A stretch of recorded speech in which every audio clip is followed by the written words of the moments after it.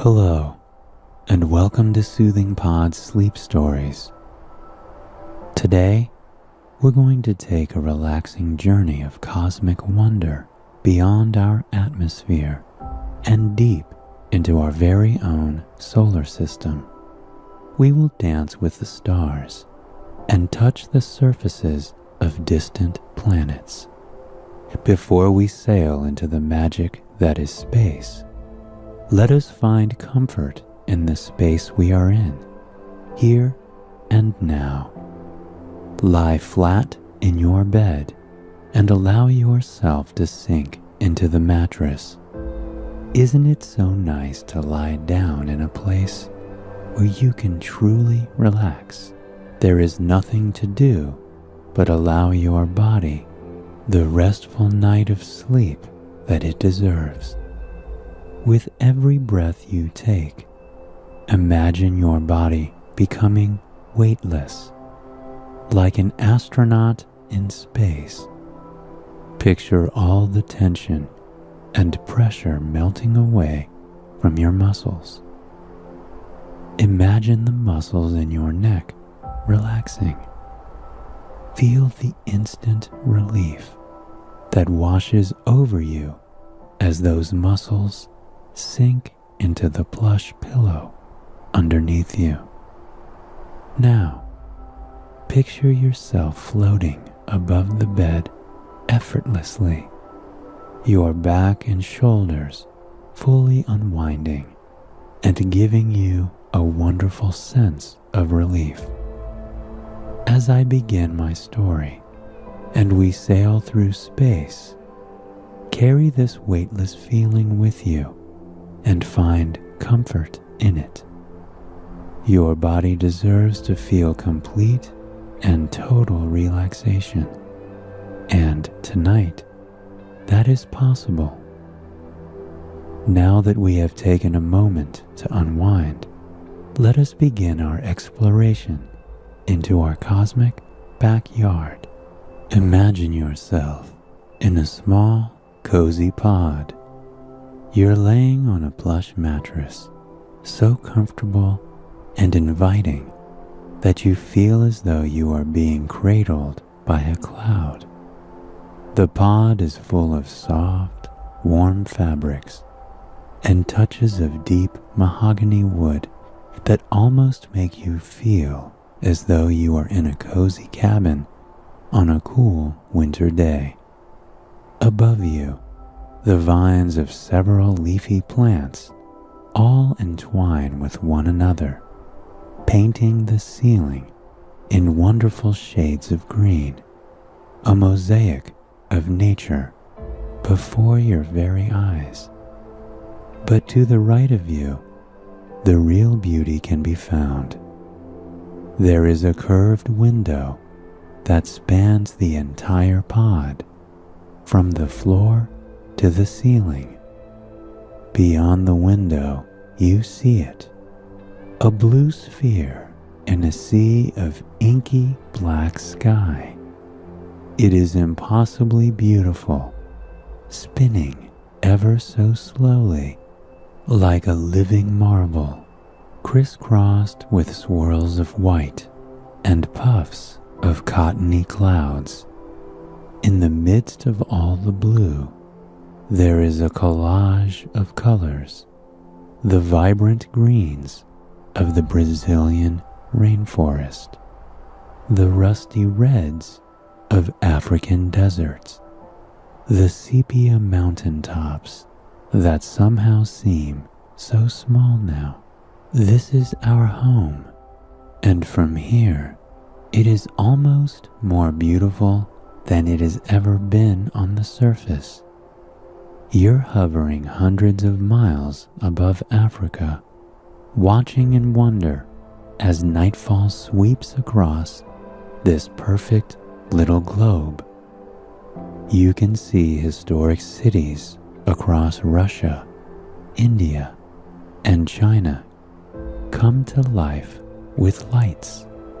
Each cluster of lights, glowing like fireflies in a jar, is another city, hundreds of homes all standing together, reminding space that they are there.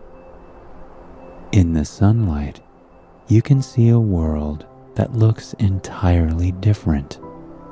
There are brilliant swirls of white that feather against the atmosphere, spiraling in mesmerizing patterns across oceans and continents. Between these hazy blankets of white, you can make out the topography of the surface. You can see the Mediterranean Sea with its marbled streaks of blue and breathtaking turquoise strips that wind around the edges of Greece and Italy. You can see the ripples of the Atlas Mountains below you, and in the distance, you can see the sloping rise and fall of the Swiss Alps, their white and granite peaks practically sparkling against the evergreen ground below. For a moment, a sense of longing and wonder washes over you. You place your hand against the window and feel the cool touch of the glass. You gaze out at the sparkling lights of one of the cities in Asia, thinking about how many people are going about their daily lives there. There are people getting married, people having the best night of their life, people curled up, watching movies on their couch. If you move your eyes to the left, you find yourself staring at a mountain range. There are towns and villages tucked into the darkness there. You imagine peaceful families farming in the day and resting in bed, listening to the sounds of nature at night. From here, the world seems so connected. The lines of countries and continents all blur together until they are one, all sharing the same purpose, all sharing the same space in unity. Think of all the wonders just on the other side of that atmosphere, the lush forests, the simplicity and resilience of the stark, white Arctic, the winding rivers, and the valleys overflowing with wildlife and vegetation alike. How fortunate we are to live in a place that provides for us so abundantly. Truly, we are fortunate for more reasons than one. The Earth is the only planet in our vast solar system that is able to sustain life. We are around 92.3 million miles away from the Sun, the perfect distance to provide us with the warmth, sunlight, and most importantly, the energy that we need. Our atmosphere is made up of 6 different layers, composed of the perfect mix of nitrogen, oxygen, argon, and several other elements that work almost like a jacket. These layers trap in the sun's energy, creating a perfect environment to sustain life. Much like a jacket, these layers also keep harmful things away from the Earth's surface, ensuring that UV rays and meteorites stay at bay.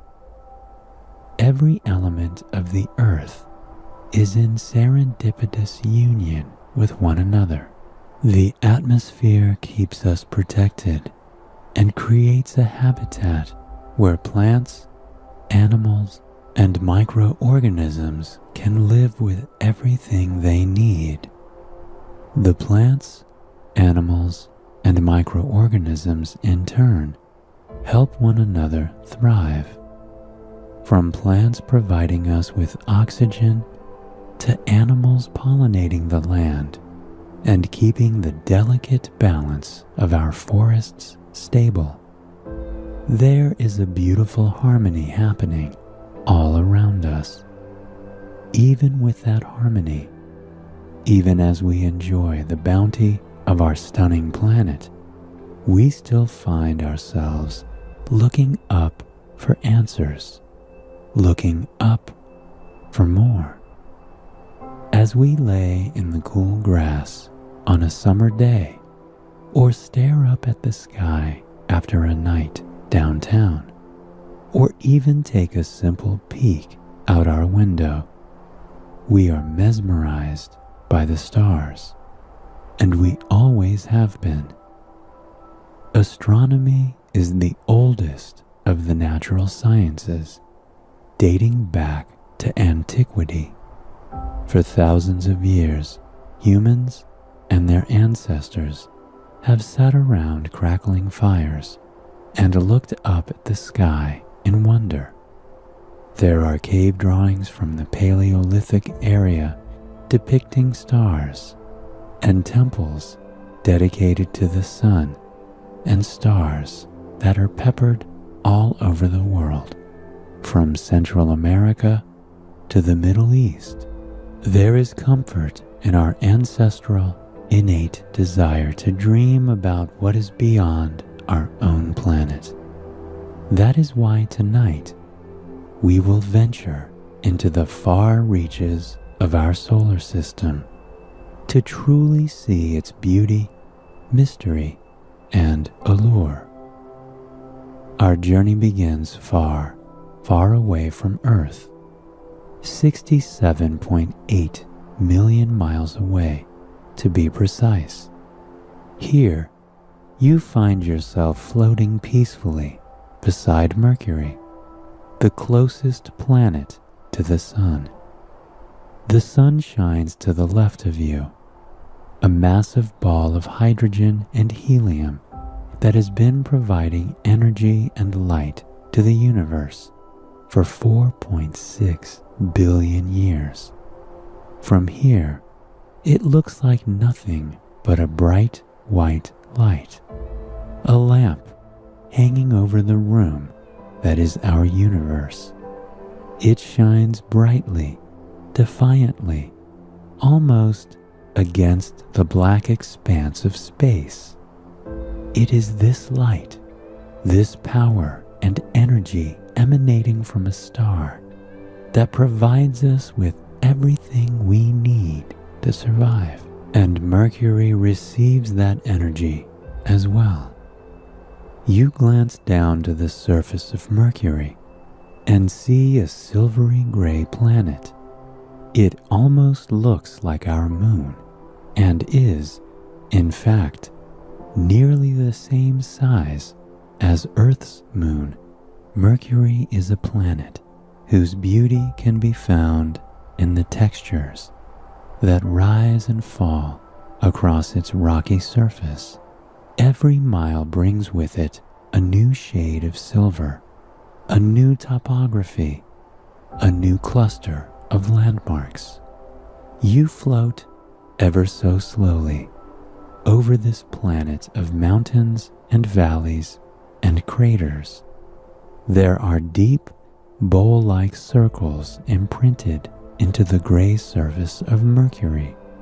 It almost looks as if it is an art project, a lump of clay with smooth fingerprints left behind. These craters and ridges are impressions left behind by meteorites over millions of years that have collided with the planet. Each individual crater came to be after a 1,000,000-mile long journey by these meteors, heaps of rock, ice, and metals that have spiraled off the tails of a comet or fallen away from asteroids sailing through space. Mercury is peppered in these craters, its surface entirely sculpted by the will of the comets and asteroids all around it. As you fly over, you gaze deep down into these craters and imagine yourself in them. Can you imagine yourself staring up at the otherworldly peak of a tall, gray mountain silhouetted by the white sun just behind it? Imagine the space dust shifting and dancing around your feet with every step you take. The tiny silver particles glistening in the sunlight, moving for the first time since they were scattered on the planet ages ago. Mercury is a planet of mystery and intrigue, and has been so for centuries. It was named after the Roman messenger god, who was known for being quick on his feet. Because Mercury is so close to the Sun, about 36 million miles, it is only visible from the Earth's surface in beautiful, fleeting moments around twilight. Its quick and brief appearance was studied and revered by the ancient Romans, who often found themselves staring up at the sky like we still do to this very day. You take one last look at the craggy and wild surface of Mercury. Your eyes journey from plains of smooth rock and up and down through ridges of craters. As you bid Mercury farewell, your cozy pod smoothly makes its way to the next wonderful planet in our solar system, which is perhaps one of the most beautiful. You find yourself curled up in your soft blanket, sinking into your mattress as you look out of your window at Venus. Beautiful, thick clouds, yellow and white, whirl around the planet like oil spiraling atop a globe of water. This hazy blanket of clouds is eternal, a thick storm forever trapped within the atmosphere of the planet. The clouds are made of almost entirely carbon dioxide, though they are beautiful from afar, swaying and twirling around the planet so smoothly. You would not want to journey within the tempest. Sulfuric rain pours from these heavy clouds down onto the surface of Venus almost constantly. Thick drops of rain cascade from the sky, persisting a rainstorm with no beginning and no end. You can practically hear the rain on the outside of your cozy pod just thinking about it.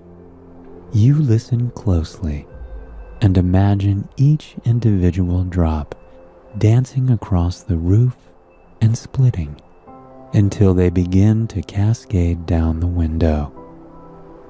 You imagine the streaks on the window each drop will leave behind as they slowly course over the glass, melding with other drops and splitting off on their own as they make their way to the bottom of the window. You can hear the rhythm of the rain, always falling and colliding in sync with one another, one of nature's finest symphonies, even on other planets. Beneath this brilliant haze and storm, the surface of Venus is an entirely different world. You can see small hints of a world below as you inch closer to the planet. The surface of Venus is a brilliant, rusty brown that is mountainous and breathtaking. Unlike Mercury, there are no craters on Venus. The storm in its atmosphere prevents any meteors from reaching the interior of the planet. Instead, what you will find on Venus is a landscape that rivals the mountains and valleys on Earth. Much of Venus is made up of vast, rolling plains of vibrant red soil. These plains stretch in either direction until they reach the mountains and volcanoes that are scattered across the planet. The mountains, some taller than Everest, seem to reach up and touch the cloudy atmosphere. They are covered in rounded domes and craggy features, all left behind by century-old lava flow. Plumes of smoke rise from cracks in the earth and dance up to meet the clouds above. Imagine yourself sailing through this landscape, shifting around the Mammoth Mountains, dipping down and running along the smooth basins of the plains and plateaus.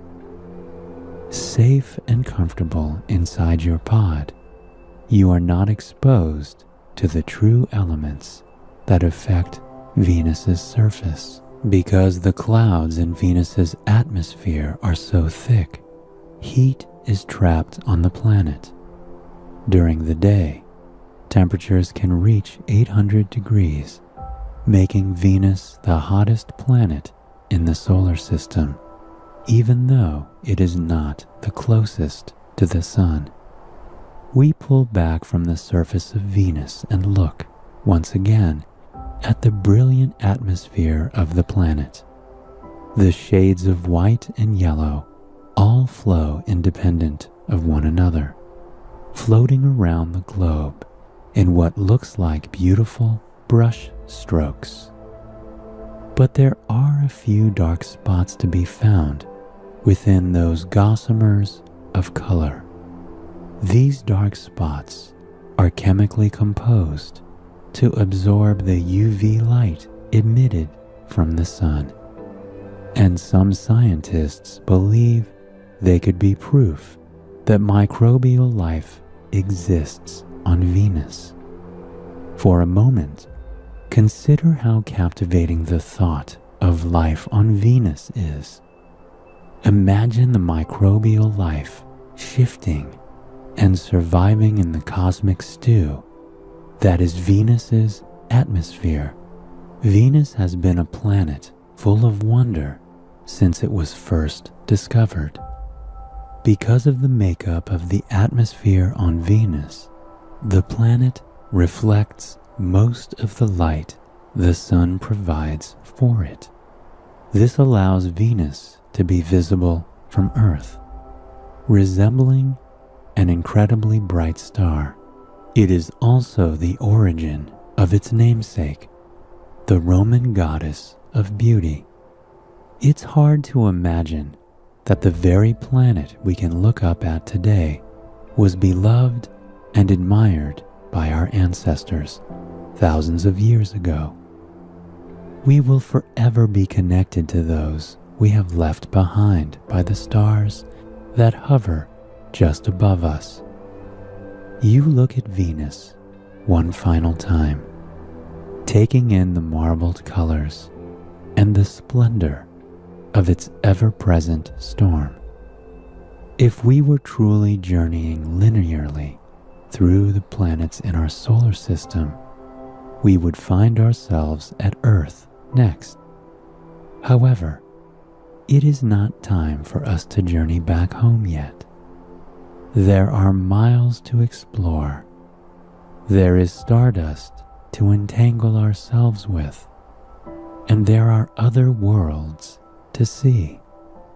So, we will pass by Earth from afar, marveling at its collage of blues, whites, greens, and browns as we continue our cosmic voyage to the next planet, Mars.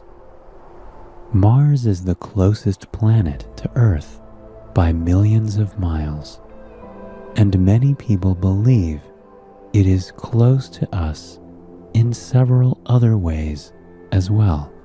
From far away, Mars looks like a rusty red sphere.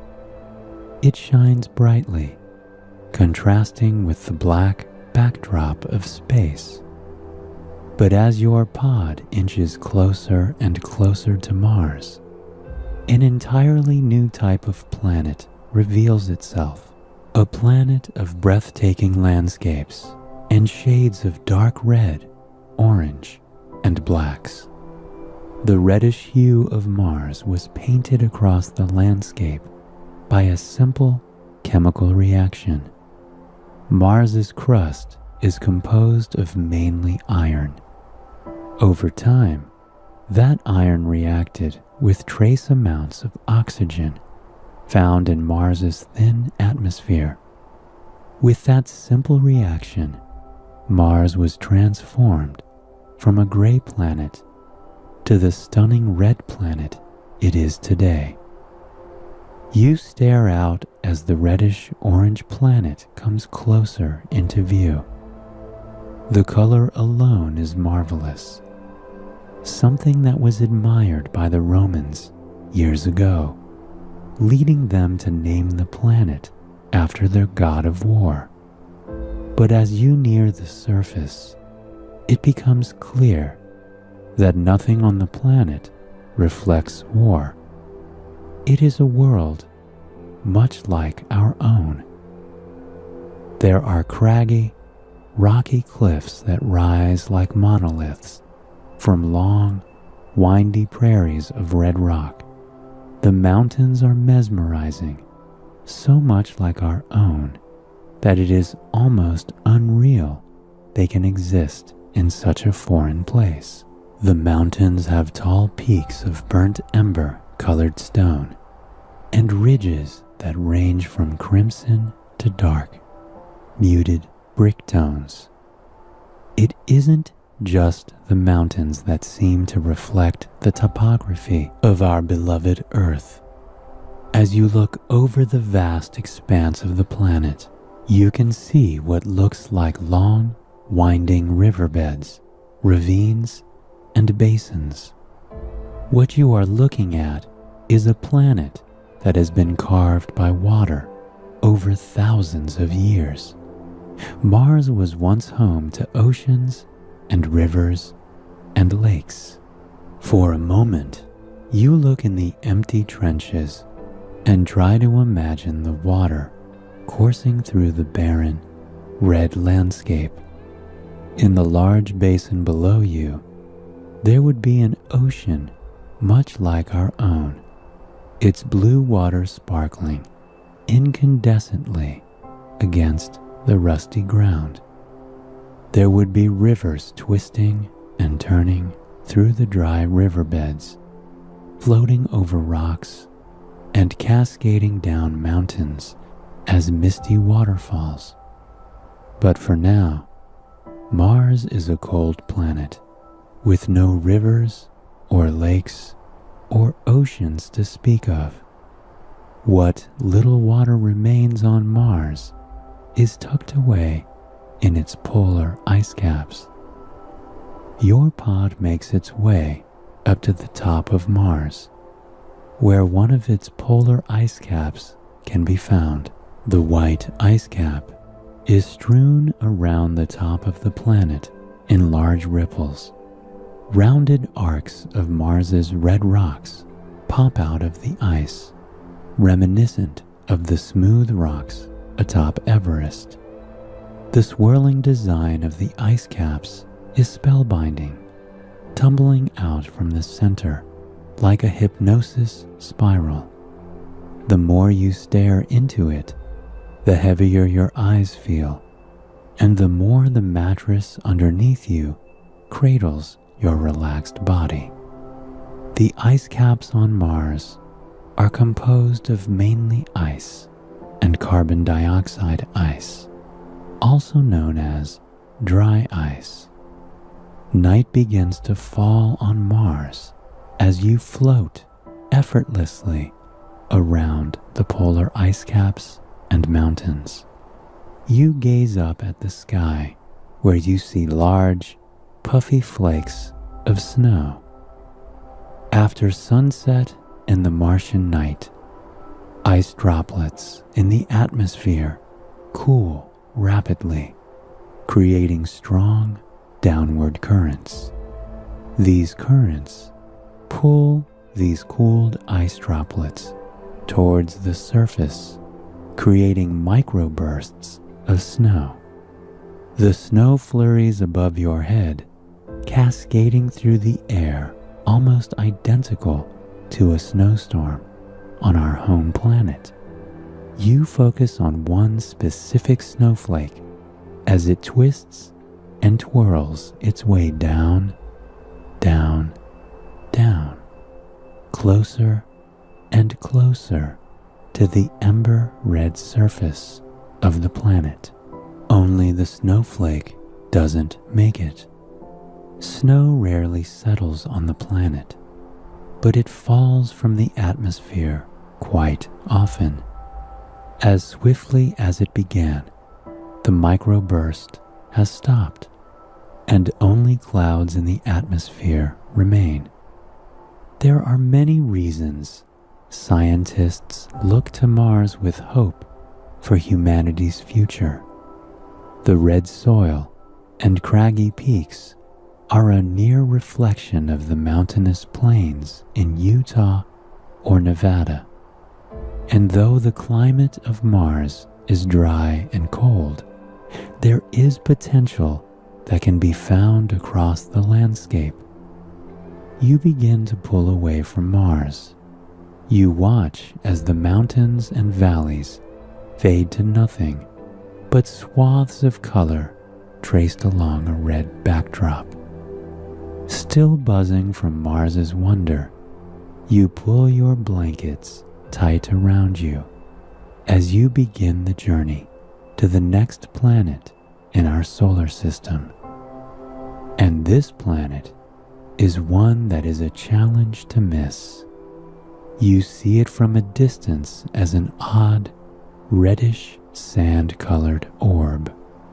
As you near the planet, you can see the colors revolving around the globe in dozens of strips, all moving at different speeds with different hues. This is Jupiter. It was created 4.5 billion years ago and is often considered to be the first planet formed in our solar system. The planet is made of breathtaking bands of color, like watercolors painted across a clear marble. The layers of color come in swirls, with eddying light and dark patches in every swath of color. There are bands of neutral sand and white, cozied up against vibrant bands of red that ripple into lighter colors, like mountains rising against a clear sky. You can't help but watch in awe for a long moment as these hues billow around the massive planet in never-ending motion. These colors are gaseous clouds in Jupiter's atmosphere, an atmosphere that is 44 miles thick, full of storms and numerous chemical compositions. In fact, nearly all of Jupiter is made of gas. The planet has no solid surface. Instead, it has a core that is believed to be a dense liquid surrounded by a collection of hydrogen and helium gases. These gases make the planet one of the most beautiful in our solar system, one that is forever shifting and changing, like a painting that is always in motion. You find yourself feeling thankful that something so beautiful exists in our solar system. In reality, we have a lot to be thankful for when it comes to Jupiter. Jupiter is one of the major reasons why our solar system was able to form as well as it has. Being the largest planet in our solar system, Jupiter has the strongest gravitational pull aside from the Sun.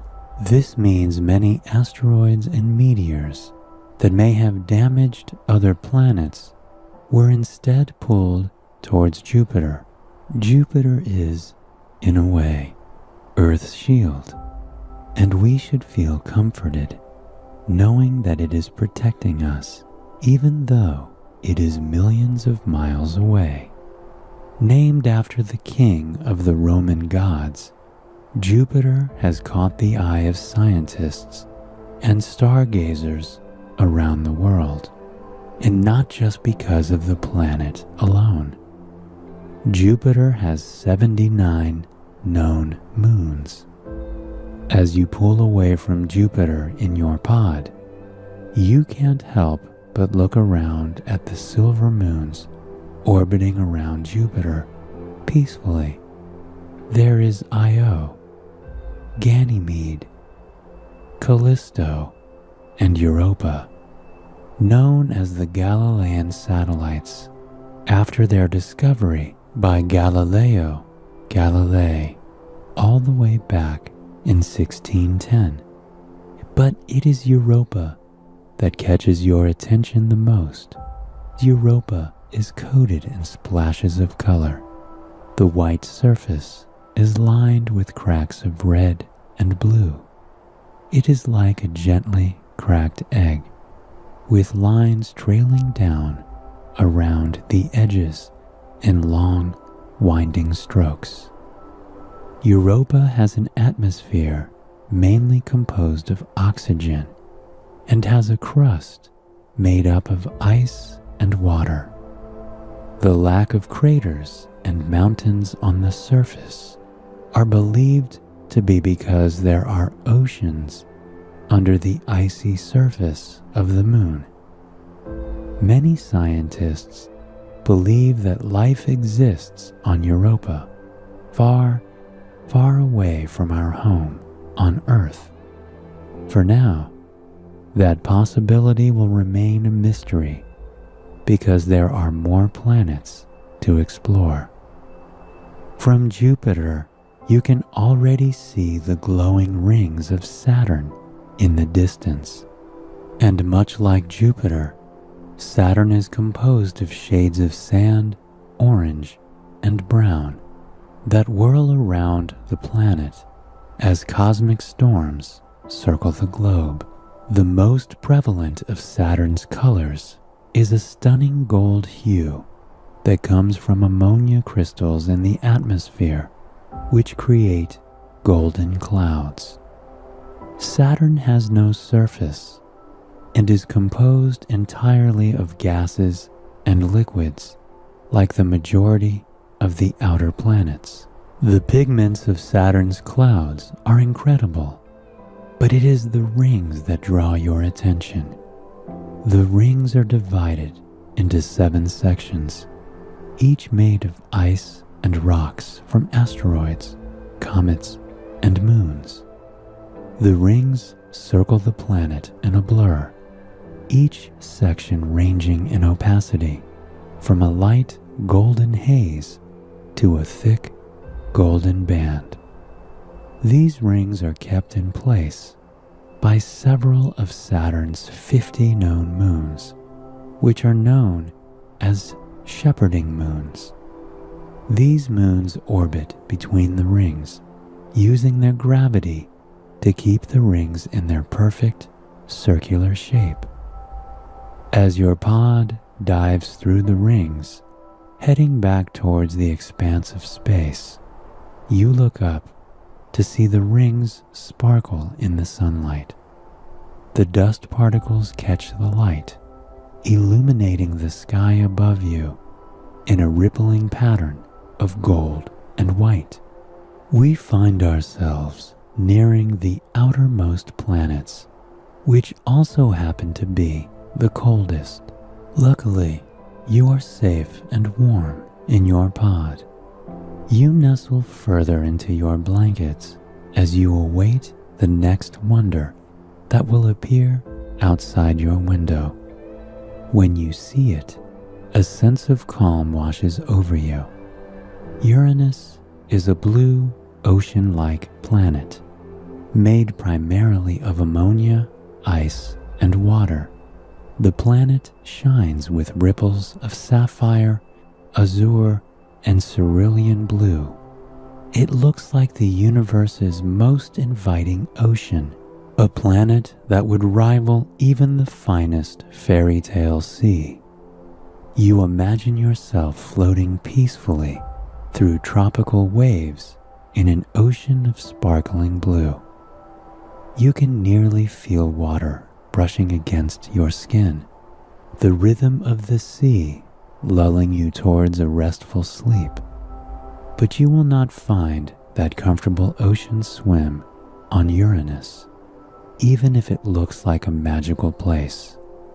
Uranus is the coldest planet in the solar system, reaching minus 370 degrees Fahrenheit with ease. The planet also has the distinction of being the only in our solar system to be tilted at a 90-degree angle. Millions of years ago, a collision with a celestial body resulted in Uranus being permanently tilted on its axis.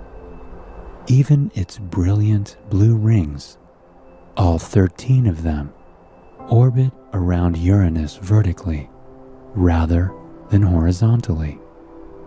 As we begin to pull away from Uranus, take a deep breath.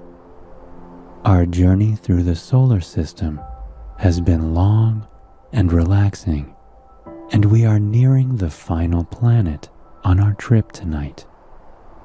Neptune is affectionately named after the Roman god of the ocean.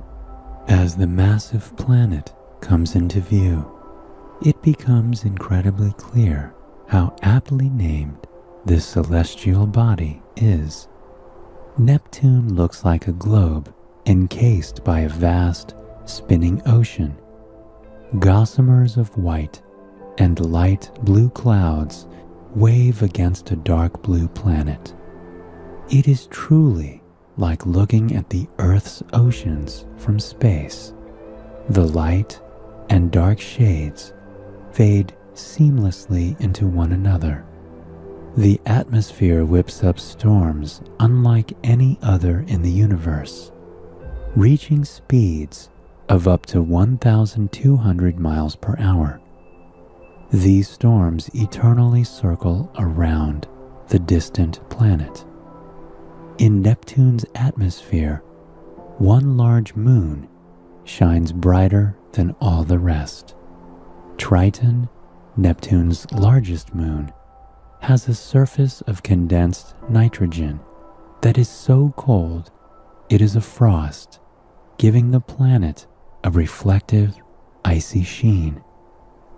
As you fly past Triton on your way back towards Earth, you can't help but marvel at all the wonders this solar system has to offer.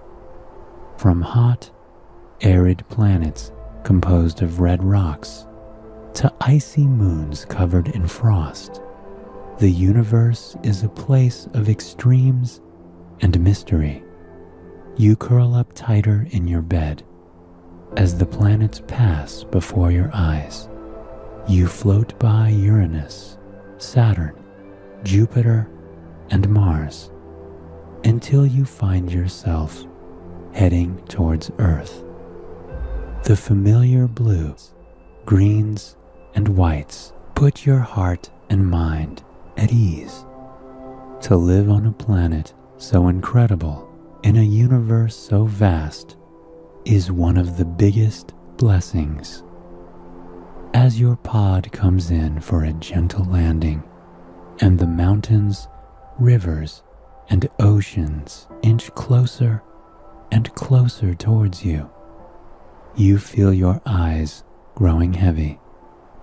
This is home, and it is wonderful. I hope this journey into space has helped ease you towards a night of restful and relaxing sleep. If you enjoyed this, please feel free to join me tomorrow for another story. Until then, thank you for listening and sweet dreams.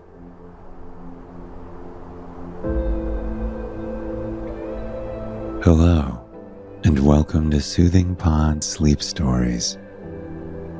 My name is Arif, and tonight I will be your guide as we leave Earth behind and embark on a soothing journey into the depths of our solar system, where vibrant planets, stars, and cosmic wonder await us.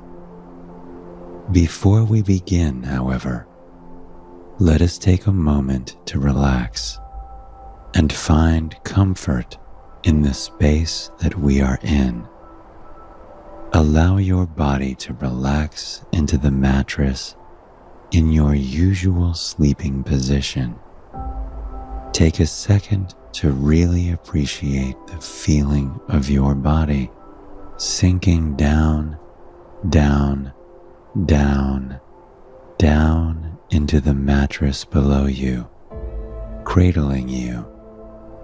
Remember that here, there are no expectations or obligations.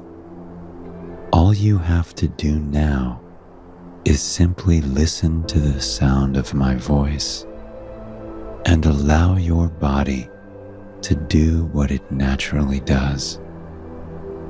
Your body knows what you need, and it will soon provide you with the rest that you deserve. As you breathe in and out slowly, pay attention to how that breath makes your body feel. Imagine the dark air around you full of tiny glistening stars. As you breathe in, picture those stars floating in with the breath, lighting up your chest with comfort and warmth.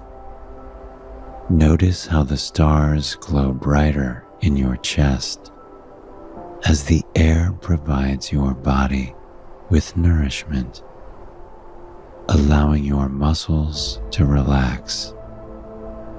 As you exhale, picture those stars floating up to the ceiling above you, peppering it with a cloud of twinkling stars. Continue with this exercise and know that you can turn back to it anytime you need comfort. When you breathe in, those stars are melting away the tension that we gather throughout the day. And when you breathe out, those stars are floating up to the ceiling where they will rest, taking with them any tension that you may have had. Imagine the muscles in your neck relaxing slowly, slowly, slowly, slowly as you breathe in and out. Imagine the muscles in your shoulders and back relaxing slowly, slowly, slowly, slowly as you breathe in and out. Trail down your body, picturing your arms and legs slowly losing tension as those stars relieve you of all the pressure you've been carrying. Here, you are free to simply be. Breathe with the stars. Relish in the coziness of your bed, your haven. And know that no matter what, you always have this safe place that you can return to. The stars are always with you, for you carry them with you wherever you go. Now that we have taken some time to relax and find comfort in the space that we are in, let us begin our journey into the universe beyond Earth, into the cosmic backyard that all of us share. You find yourself deep, deep in the woods of Earth. It is summer, and the forest around you is alive with the soothing sounds of nighttime in the mountains. There are crickets chirping, owls hooting in the far distance, calling back and forth to one another across the pine tree-coated expanse of forest. There's a gentle breeze dancing and shifting its way through the trees, causing the bonfire at your feet to crackle just a bit louder. In the far distance, you can even hear the bubbling of a creek, where deer and porcupines and bunnies alike all gather to drink during the day. This is Earth, our planet, a planet that provides us with all we need and more. There are lush trees and plants all around you that grow delicious food. There are animal friends who keep us company and provide us with wonder day in and day out. There are glacier-fed streams full of icy water that refreshes us and relaxes us. And then there's more. There are canyons so deep it looks as though the land was cut from the earth by the heavens. There are mountaintops so high that you can see across the beautiful landscape for miles. There are fields of wildflowers so colorful, so vast, that they can bring a tear to the eye of the most cynical person alive. And then there is you with all your quirks and stories and fantastic qualities. You who makes the world a better place simply by being in it. You who decides on this day that you want to see a little bit more. You turn your back to your home for the night, a small, tiny cabin. It is a cabin made of glass walls and windows, with small mahogany frames holding it together. In the center of the room is a plush bed, piled high with fluffy blankets and pillows. In the corner of the room, there is a small wood stove fireplace, expertly crafted of cast iron, embellished with tiny stars and moons and planets. In that wood stove, a tiny fire crackles, just enough to lull you closer to sleep and warm up the tiny one-room home that will be your vessel for the fantastical journey ahead of you. You lie down in the bed, sinking underneath the blankets and curling up on the pillows, and slowly, ever so slowly, your journey begins. The tiny home you are in rises up out of the forest, so smoothly and effortlessly that it feels as though you are simply floating.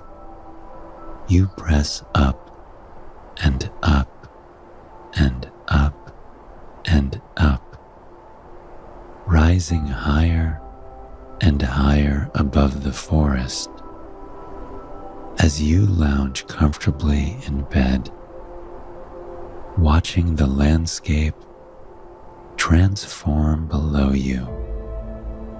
And then, not long after, you get to see the world and the forest you have left behind from an entirely different perspective.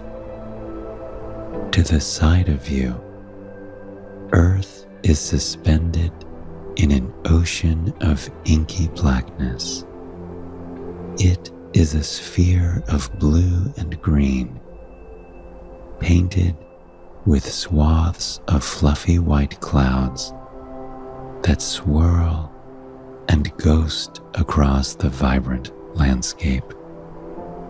And my, what a vibrant landscape it truly is.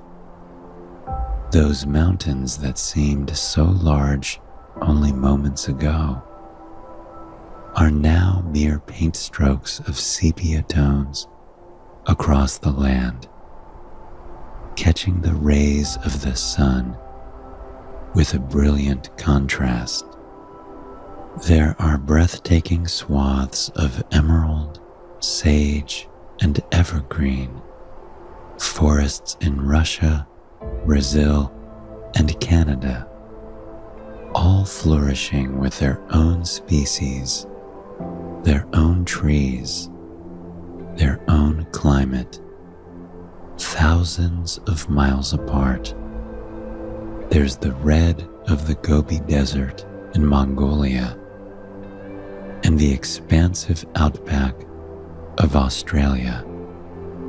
Then there are the oceans. The coasts of New Zealand are such a vibrant light blue that it almost seems unreal. The waters of the Black Sea are a kaleidoscope of light and dark blues, surrounded by lush forests and hillsides. For a moment, you lie in your bed and look out at this world, this living marble spinning in an expanse of black, and you feel peace. That is our home. That is your home, and it will be waiting patiently for your return. As daylight sweeps across Africa and Europe, you watch in amazement. The glowing city lights are slowly transformed as the cities come alive with color. The greens of their parks, the white of the snow-capped mountains, the blue of the rivers laced through them. You gaze down as Cairo, Florence, and Prague come alive as the new day dawns. For a moment, you think about all the people in those cities and the beautiful countryside in between them. All those people who you will never cross paths with, who have hobbies and passions and love that is entirely unique to them. And in that instant, you realize that sometime later, once the day has calmed and they are safely relaxing, they will turn their gaze up to the sky, the same as you do. We are all connected, all sharing in this human experience, all turning to the stars and the cosmos for comfort and wonder. And truly, how fortunate we are to live in a place of such abundance. There are those towering sepia mountaintops, mighty rivers like the Yangtze and the Nile. There's the stark white Antarctic, the dense and wild Amazonian jungle, the humbling granite steeples of Yosemite, the otherworldly glaciers of Iceland, the flourishing flowers in the fjords of the Scandinavia. It is truly remarkable when you take a step back and really consider it.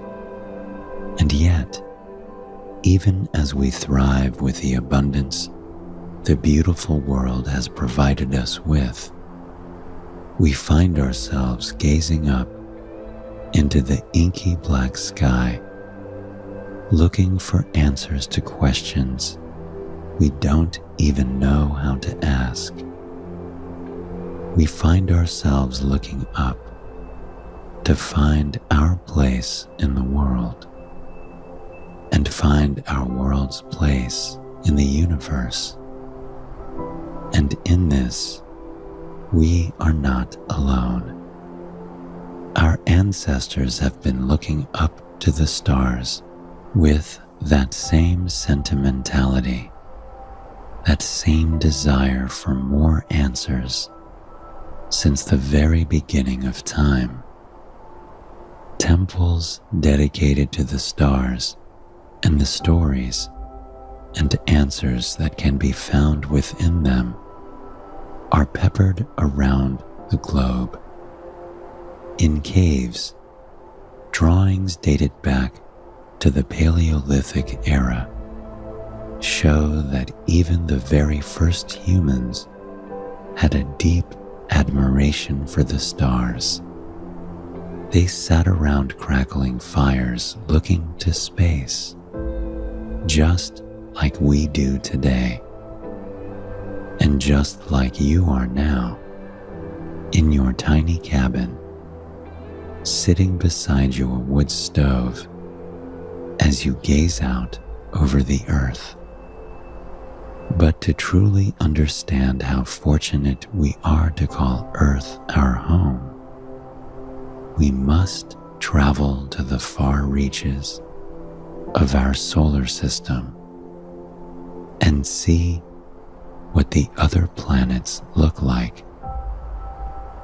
We will start our journey at the farthest planet from Earth, at least the farthest planet from the Earth since Pluto was reclassified as a dwarf planet back in 2006. This planet's namesake ties into the stories that our ancestors told to make sense of the universe hundreds of years ago. Neptune was named after the Roman god of the ocean, and as the planet comes into view, it is abundantly clear how it got its name. Neptune is a brilliant globe of blue, popping out of the blackness of space with so many vibrant hues it looks unreal. The planet is a deep dark blue, wrapped in a swirling sea of white and sapphire clouds, which seem to dance and sway as the planet lazily spins around and around and around and around. However, there is something about this planet that is far from idle. Neptune's atmosphere is constantly swirling with a powerful, intense storm where winds can reach speeds of up to 1,200 miles or 1,900 kilometers per hour. These storms are endless and fierce, making Neptune far, far from hospitable. But it certainly makes the planet gorgeous. These thick, stunning clouds are composed of methane, which coat the surface of the planet. The unseen surface is a combination of ammonia, methane, and pressurized water. You sink a bit deeper into your bed as you gaze out at Neptune. You watch a hazy white cloud make its way around the planet. A planet which is 4 times wider than Earth and houses much more power. And with a name like Neptune, that seems to fit. You pull a book off the shelf beside you, a book on Roman mythology. As the fire crackles, crackles, crackles, crackles beside you, you slowly flip the pages to reach a passage on Neptune. The depiction of him shows a slightly angry man holding a trident as he sits on a chariot led by mythical seahorses. In those weathered pages, you learn that Neptune was not only the god of the seas and of water, but the god of storms as well. Many people prayed to Neptune for good fortune and safe travels as they set out over the oceans on Earth, the same ones that you watched daylight sweep over only moments ago. He was powerful in his own domain, able to summon storms at a moment's notice. And here, on his own planet, he's never stopped.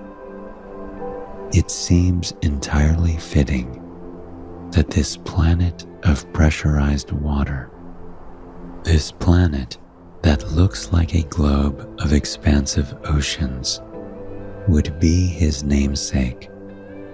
And for just a moment, you wonder what our ancient ancestors would have thought if they had been watching the view just beyond your window. Next to Neptune, there is something peculiar, a large moon that glows brighter than the other 13.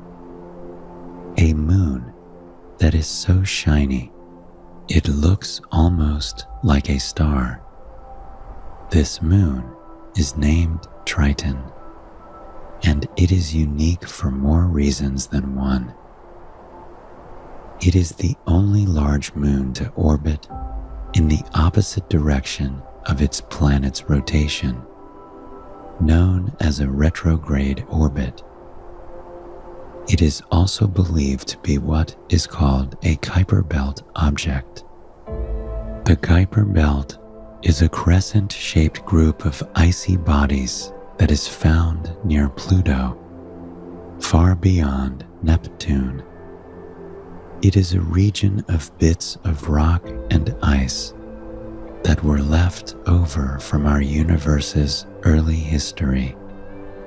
Pluto itself is a member of the Kuiper Belt, and it is thought that Triton was a piece of this belt which was drawn in by Neptune's powerful gravitational pull thousands and thousands and thousands of years ago.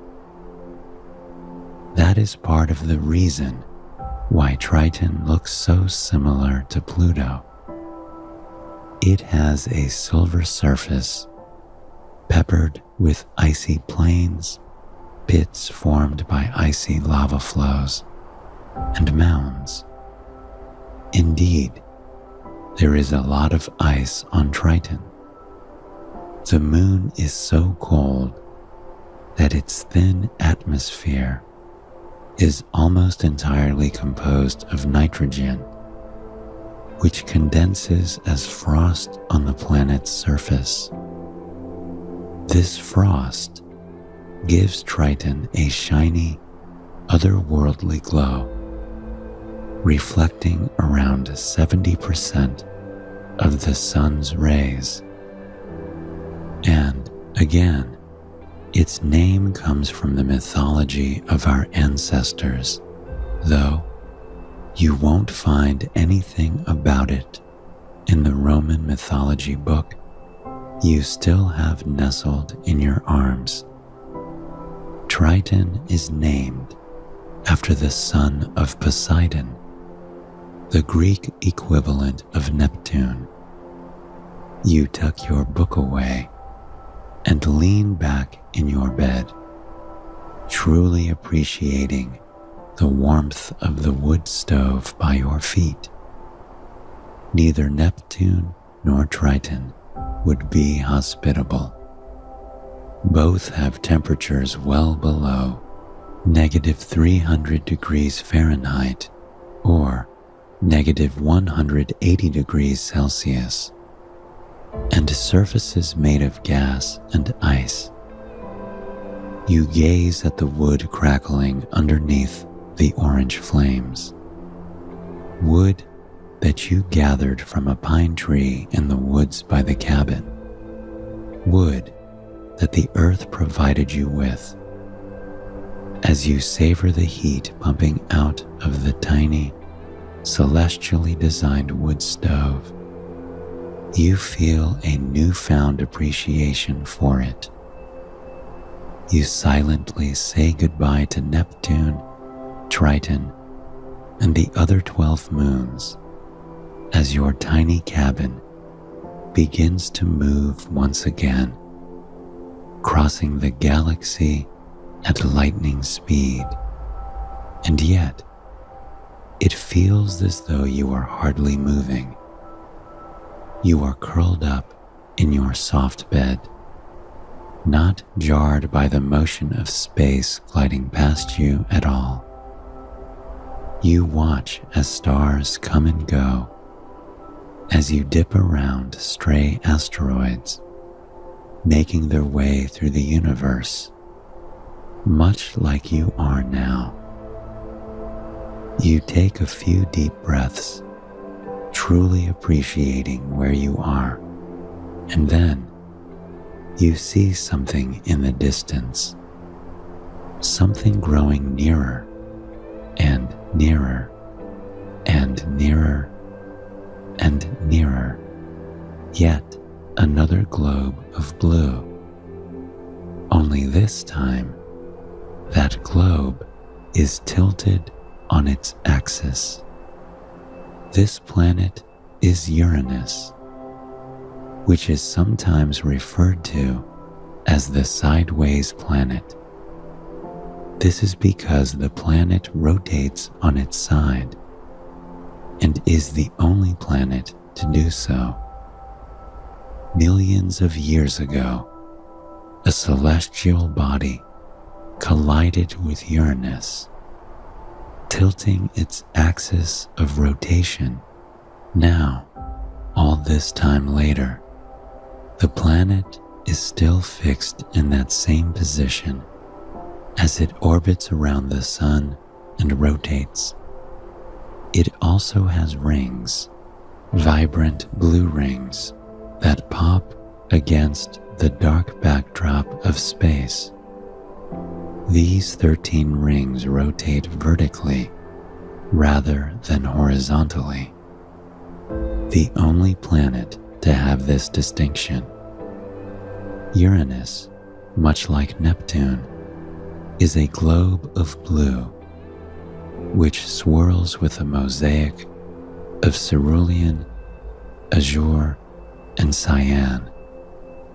It looks like an ocean plucked out of a child's fairy tale book, a planet full of magical creatures just underneath the surface, mermaids and serpents and creatures that only someone like Neptune or Poseidon could command. And there is a fairy tale, storybook quality to this planet. While most moons are named after mythological characters, the 26 moons of Uranus are named for Shakespearean characters and characters from Alexander Pope's novels. Just a few of the moons that you see before you are Puck, Ophelia, Juliet, Umbriel, Titania, Rosalind, Cordelia, Francisco, Ferdinand. It's hard to imagine how Shakespeare or Alexander Pope would react to such an honor being bestowed on them. Moons that they didn't even know existed, being named after their characters. You glance to your bookshelf, where a collection of Alexander Pope's poetry resides. You pluck the book off the shelf. As you open it, the crack of the old spine resembles the crackle of the fire at your feet. The book is worn and old, with an aroma that makes you feel as though you are sitting in a cozy library in the countryside with a cup of tea. As you tuck into the book and sink deeper under your covers, your journey through space continues. You feel utterly at peace. When you finally glance up from your book, you are met with one of the largest planets in our solar system, Saturn. And the color of this brilliant planet is completely unlike anything you've seen so far. Saturn is awash with shades of brown, rust, orange, and sand, which whirl and swirl around the planet, glistening in the sunlight on occasion. There is a gold hue that is unlike anything you've ever seen, and for good reason. Saturn can attribute its distinct shade of gold to the ammonia crystals in the atmosphere, which gather together to create marigold clouds. There is, really, nothing but clouds on Saturn. Much like Neptune, there is a cosmic storm constantly brewing on the planet. There is no surface to Saturn, and the planet itself is composed entirely of gases and liquids, namely hydrogen and helium. Then, of course, there are the rings. Some are milky and opaque, while others are a thick band of gold. These 7 bands are made of thousands of ringlets. which are composed of ice and rock that has been gathered from moons, asteroids, and comets. And though there is no surface to this planet, it is named after the Roman god of agriculture. Under Saturn's rule, it is said that humans enjoyed a great bounty with little to no labor. And yet, the only abundance that Saturn provides is an abundance of beauty. The planet itself cannot sustain life. However, it is estimated that some of its moons can.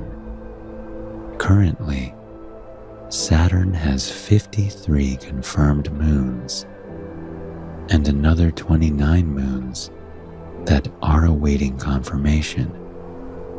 2 of these moons, Enceladus and Titan, are of interest to scientists because their oceans have potential to possibly support life. Next, you find yourself floating, floating, floating, floating, floating towards the next planet in our solar system. It isn't long before you are hovering before the largest planet, Jupiter. At 11 times the size of Earth, it is a behemoth of a celestial body, and the beauty it holds is truly otherworldly. Jupiter is like a droplet of water that has had tiny drops of paint brushed across it.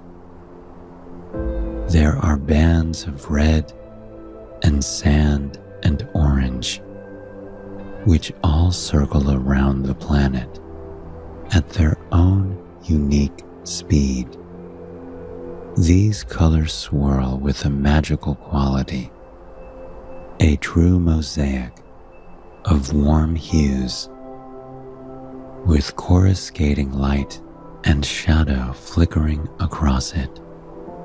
As you look closer, you realize that these cloudy colors billowing around the planet are just that, clouds. Jupiter's atmosphere is made up of gaseous clouds composed mainly of hydrogen and helium, and the center of the planet is believed to be a dense liquid of some kind. Jupiter is named after the king of Roman gods. This apt name matches its title as the largest planet in the solar system. In addition, Jupiter has the largest number of known moons, clocking in at 79. It's hard to believe that if there was a surface of Jupiter to stand on, you could look out and see 79 moons at night lighting up the sky. One of these moons, Europa, has drawn the attention of people around the world. And not just for its beauty. Europa is unlike any other moon. It is awash with color, a white surface with a spider web of cracks that stretch across it, colored bright reds and blues. These cracks trail all the way down the surface of the moon, creating an entirely unique color scheme that is simply breathtaking. But it is the chemical composition that makes people particularly interested in this planet. The atmosphere is mainly made of oxygen, and its surface is composed of ice and water. With oxygen and water present, it is estimated that in some form, life exists on Europa. And what a fitting tale that would be, to have life across the ocean of Europa. The moon is named after the Greek myth of Zeus and Europa, a story where Europa was whisked across the Mediterranean Sea by Zeus, who was madly in love with her. She began a new life on the island of Crete, a life far, far away from everyone else. And, indeed, if there is life on Europa, it is far, far away from the other life in our galaxy. You pull the blankets up over your body, holding them a little closer under your chin. The fire crackles at your feet. Stories of Greek and Roman myths and poetry surround you in worn, comforting books. You take one last look at Jupiter and its vibrant rings and cloudy atmosphere before you continue on floating through space. And next, you find yourself at the planet that is closest to your own, Mars. The relatively small planet is a stunning, complex landscape of red, orange, black, and sand. The reddish hue can be attributed to the iron that makes up the crust of Mars. However, people in ancient times had a different idea of how that color came to be. Mars is named after the Roman god of war, who happened to be the son of Jupiter. After seeing the warm hues of Jupiter, it seems fitting that the gods the two planets were named after would be related. In Roman mythology, Mars had an affair with Venus, the goddess of love and beauty.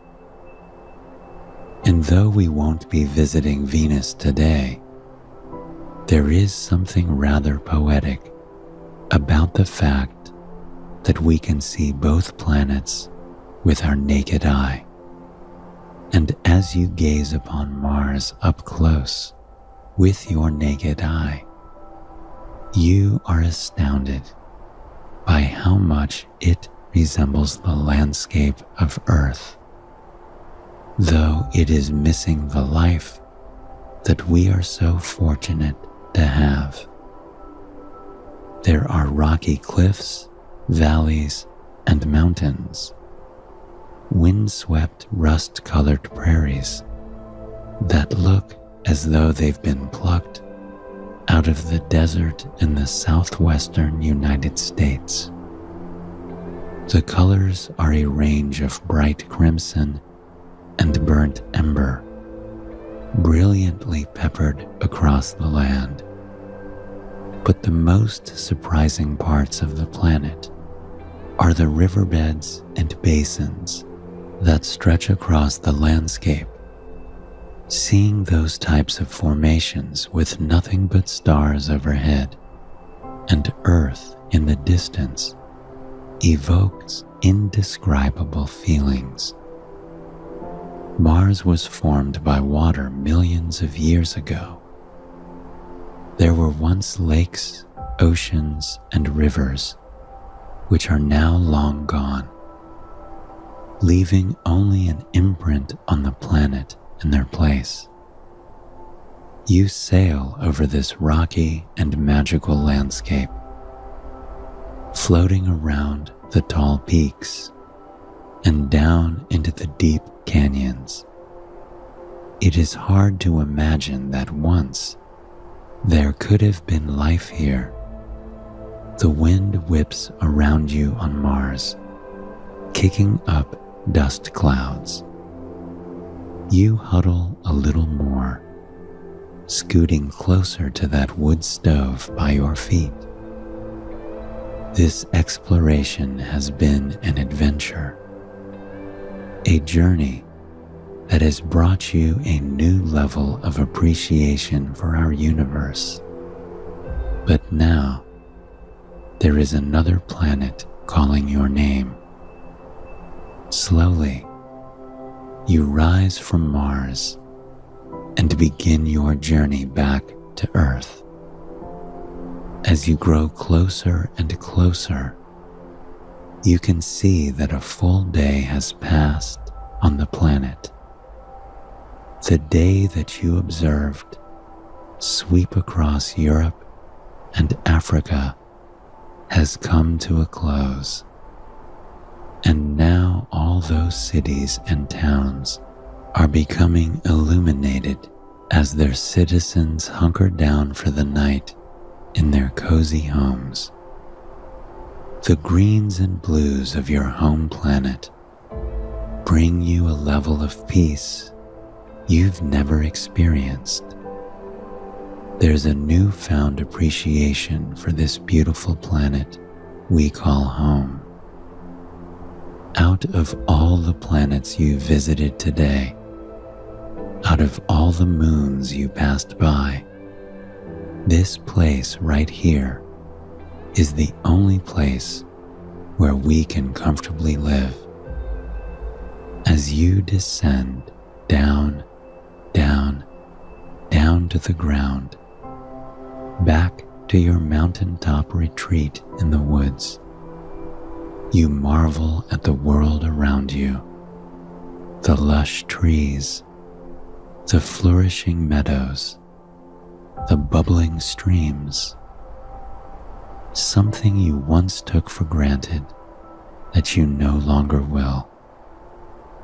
Your tiny cabin lands gently exactly where it left from.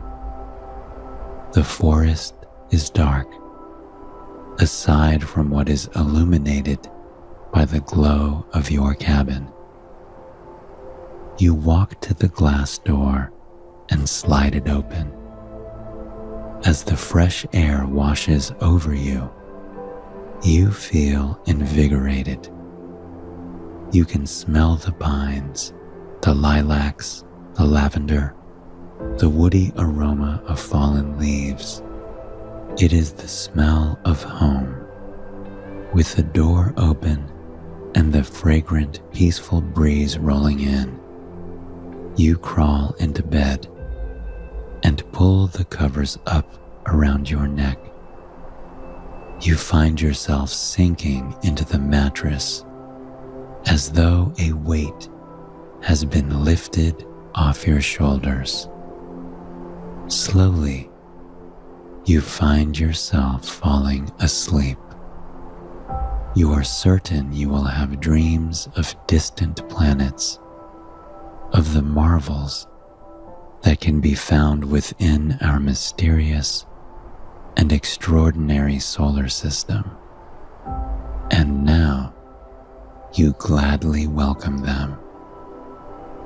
We may not have all the answers, but perhaps we don't need them. Perhaps looking up and wondering, knowing everyone around us is doing the same, knowing that everyone in history has done the same, is enough. Perhaps we can continue to wonder while still being grateful for what we have. I hope this story has helped you reach a night of peaceful sleep. Please join me again tomorrow for another sleep story. Until then, sweet dreams.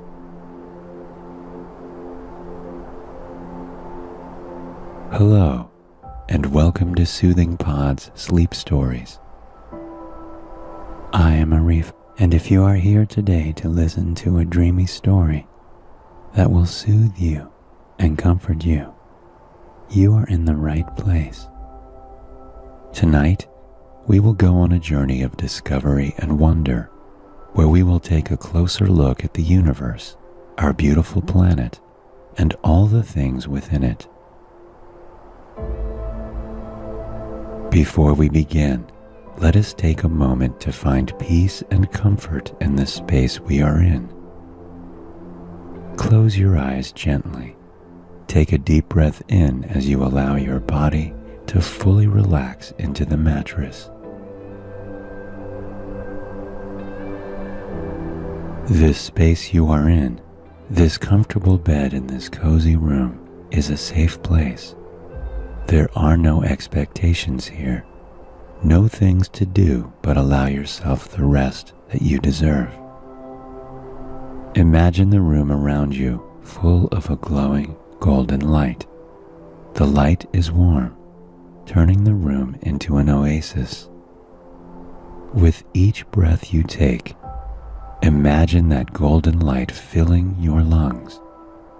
Feel that warmth traveling inward and expanding through your chest, radiating down your arms and legs until it tingles at the ends of your fingertips.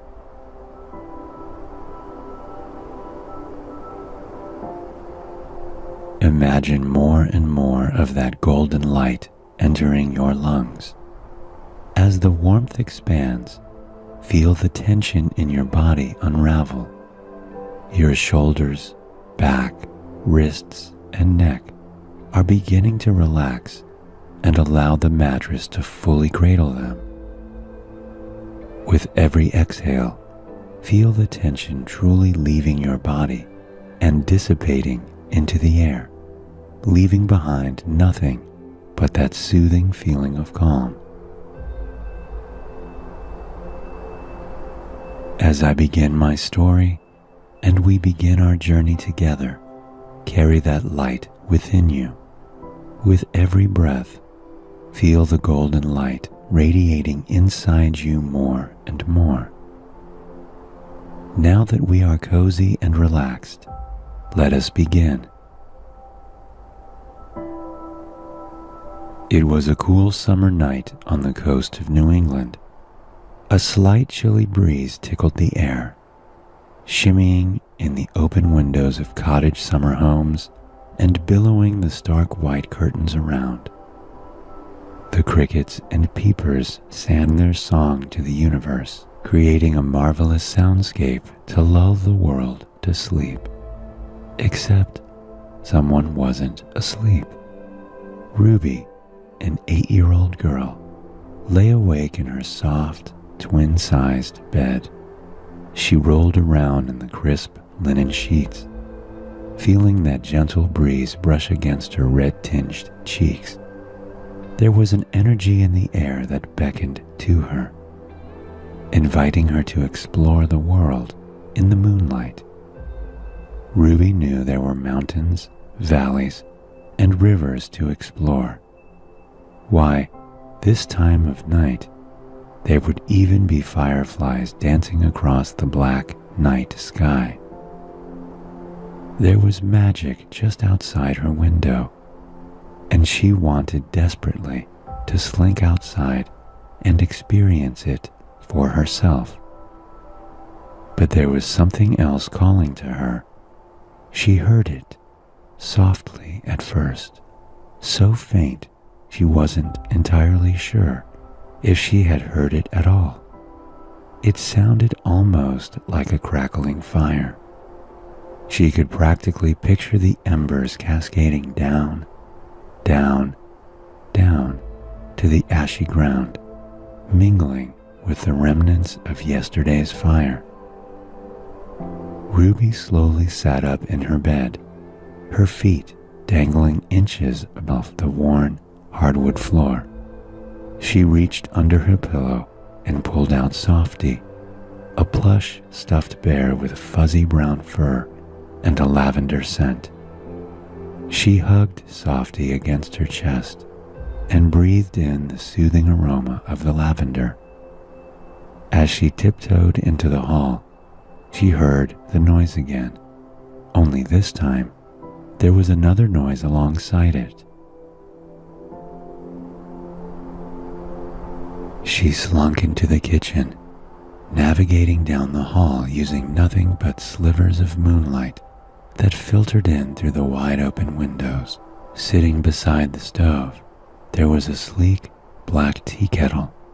Steam rose from the spout, whirling up in the air in slow swirls until it dissipated into thin air. It was in the kitchen that she heard the noise once more, the hearty, alluring crackle of a fire in the summer night air. She tiptoed towards the door, hesitating for a moment to decide whether or not put her shoes on. She knew she made the right decision the second her feet sunk into the sweet, dewy grass. Each blade was cool from soaking in the moonlight for hours, and with each step into the grass, she found herself feeling more and more alive. In the distance, she could see it, a grove of trees illuminating in the glow of a warm bonfire. The shadows of the trees danced across the ground as the fire shifted in the breeze. She inched across the grass, taking in long, deep breaths that chilled her lungs in the most invigorating way. When she came into the grove, she discovered the person behind the beautiful bonfire. Her mother, Ophelia, laid in the grass by the fire. Ophelia stared up at the sky in wonder as the fire illuminated her face in a new, beautiful way. Ophelia didn't even have to look up to realize her daughter was nearby. "You and Softy can lie right beside me," her mother chimed, patting the grass right beside her. With a smile, Ruby nestled into the grass beside her mother. Out of the corner of her eye, she watched the mosaic of colors within the fire, the shades of oranges and reds and whites, all flowing in unison with one another. Then, Ruby turned her attention upwards. It was a cloudless, beautiful night. This far from the city, she could see dozens of stars peppered across the sky. They all twinkled against the blackness, shining incandescently. Her mother pointed at the brightest star in the sky. "Do you know how far away that is?" she asked in a low, gentle whisper. Ruby shook her head no. "That's the North Star, Polaris. It's 323 light years away, but it still feels like we could reach out and touch it, doesn't it?" Her mother was right. The sky felt so intimately close to them now. All those sparkling stars seemed to be within arm's length, even though they were millions and millions of miles away. "Why is it there?" Ruby asked, her eyes wide. Her mother couldn't help but smile. It was an innocent question, an honest one, but not one that could be answered lightly or quickly. Ophelia reached over and gently lifted her daughter's hand into the air. She swept it across the night sky in a flamboyant arch, like a magician beginning a trick. "Because all this is here," Ophelia responded, "and because we are meant to enjoy it." Ruby looked up at Polaris, a true spectacle in the sea of black. "My little Ruby," Ophelia whispered, "even though Polaris is millions and millions of miles away, we are still closely connected to it. Do you know why?" Ruby shook her head. unsure of the answer, but completely entranced in the cosmic tale unfolding before her very eyes. Polaris is part of our galaxy, the Milky Way.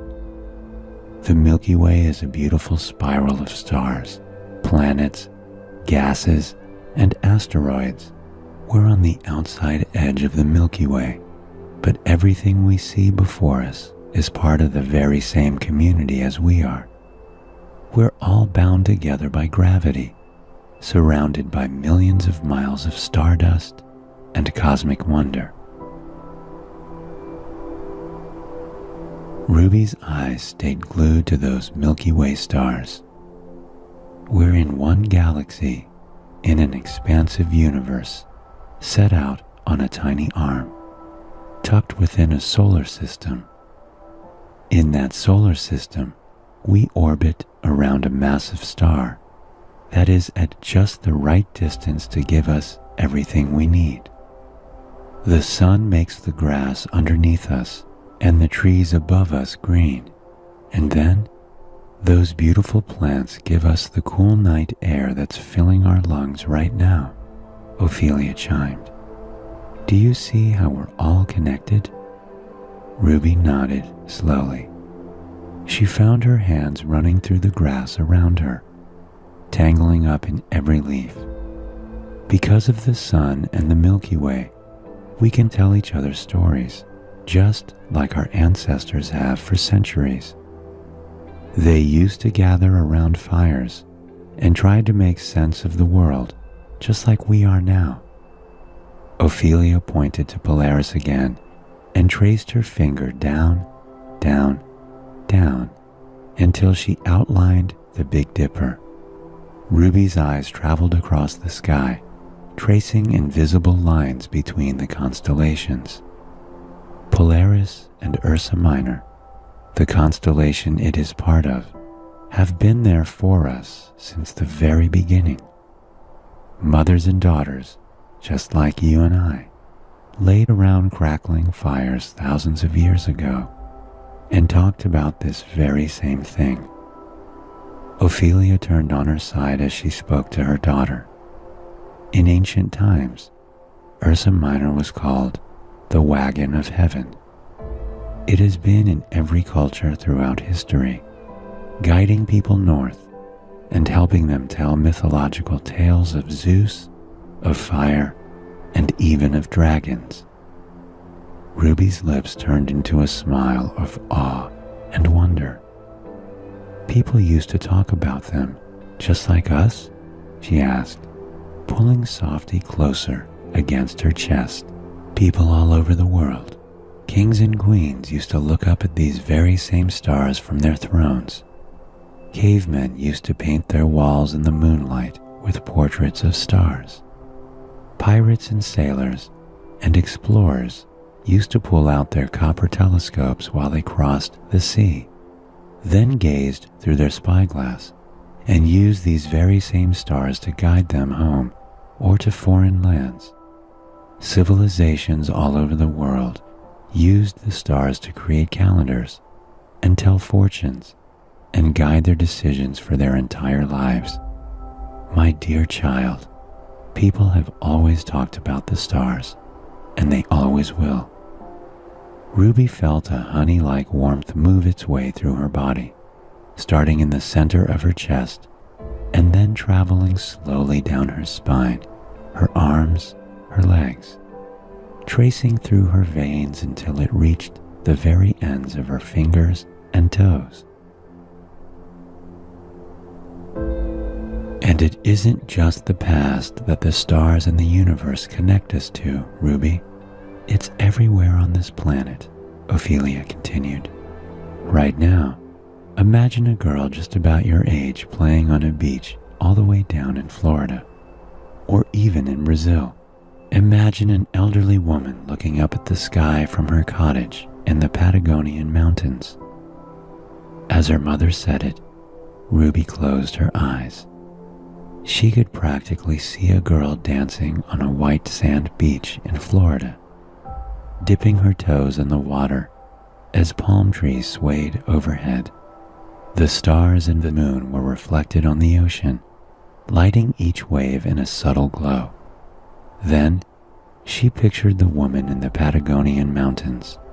Ruby could see the laugh lines on her face, the gratitude shining in her eyes as she nursed a warm drink, relishing in the steam rising into the night air. She, too, looked up at the stars. We're all sharing the same experiences all over the world. And it's not just the sky that we share. We share this beautiful planet together, all because the sun is burning just the right way, at just the right distance, in just the right place, at just the right time. Ophelia's voice was melodic and dreamy. A gust of that summer wind rippled across the grass around them, kicking embers from the fire up into the air and sending leaves tumbling over them from the lush treetops above. We get to experience this warm summer night. We get to listen to the crickets sing us their melody, and the peepers join together in a chorus unlike any other. We get to feel the soft gust of wind tickle our skin, and the pitter-patter of leaves cascade over our bodies, reminding us that we are here and now. We get to curl up by the crackling fire and cozy up in its warmth as those bright embers rain down all around us. Ophelia fell silent for a moment, as if to demonstrate her point. Ruby closed her eyes and listened to the world around her. She could hear the chirp of the crickets. She could even picture them nestled in the nooks and crannies of the forest, hiding under lofty leaves and in between the thick bark of the mighty oak trees. She heard the familiar tweets of the peepers as they sailed lazily around in the nearby pond, basking in the light of the moon as they sent slow ripples across the surface of the water. Far in the distance, she could even hear the longing hoot of an owl echo in between the trees and over the hills. Ruby felt her mother's hand fall over hers, urging her to stand up. Slowly, Ophelia led her daughter through the thick forest of conifers. Ruby could smell the clean aroma of the pine and cedar trees wafting through the air with every tree that they passed. They entered into the clearing where the small pond sat in a deep valley, surrounded by brilliant green hills. The moon was reflected perfectly on the smooth surface of the water. Ruby nearly expected a fairy or a sprite to appear from the water. The scene was so immaculate and magical. Her mother led her down a warped wooden dock. It creaked with every step they took, a sound that was comforting, a sound that reminded them that this dock had stood the test of time for years and years. The two sat at the very edge of the dock, dangling their bare feet in the cool pond water. They sat in silence for a long time, soaking in the breathtaking atmosphere. Out here, they could both feel their bodies untangling, unfurling, letting go of every inch of tension or worry they carried throughout the day. Ophelia reached into the water. As she pulled her hand from the surface, little droplets fell from her fingertips, sending slowly expanding ripples across the surface. So few places in our solar system have water, she said, letting more droplets cascade off the ends of her fingertips. Yet we have a planet abundant with it. It oozes out of rock faces. It tumbles in a torrent over the edges of cliffs, kicking up a misty gossamer as it falls to the ground. It winds through streams and rivers and creeks. It falls from the sky in brilliant storms and drizzles and downpours, washing the planet clean, nourishing the plants and our souls at the same time. It freezes and unfreezes and falls from the sky in big, puffy flakes that transform the landscape into a winter wonderland. Ruby reached down into the pond with her tiny hand. It was cold and soothing to the touch, washing over her skin in curling arcs and gentle waves.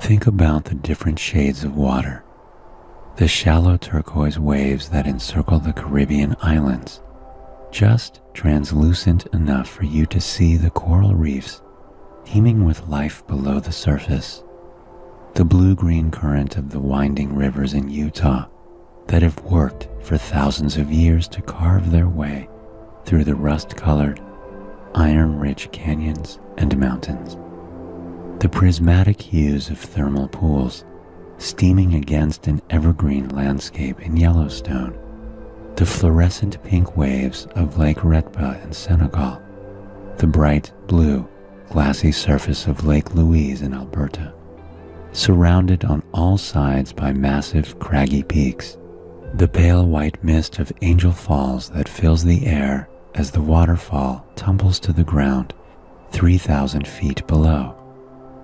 Ruby could almost hear the noises of these faraway lands, the roar of the waterfalls, the trickle of the streams.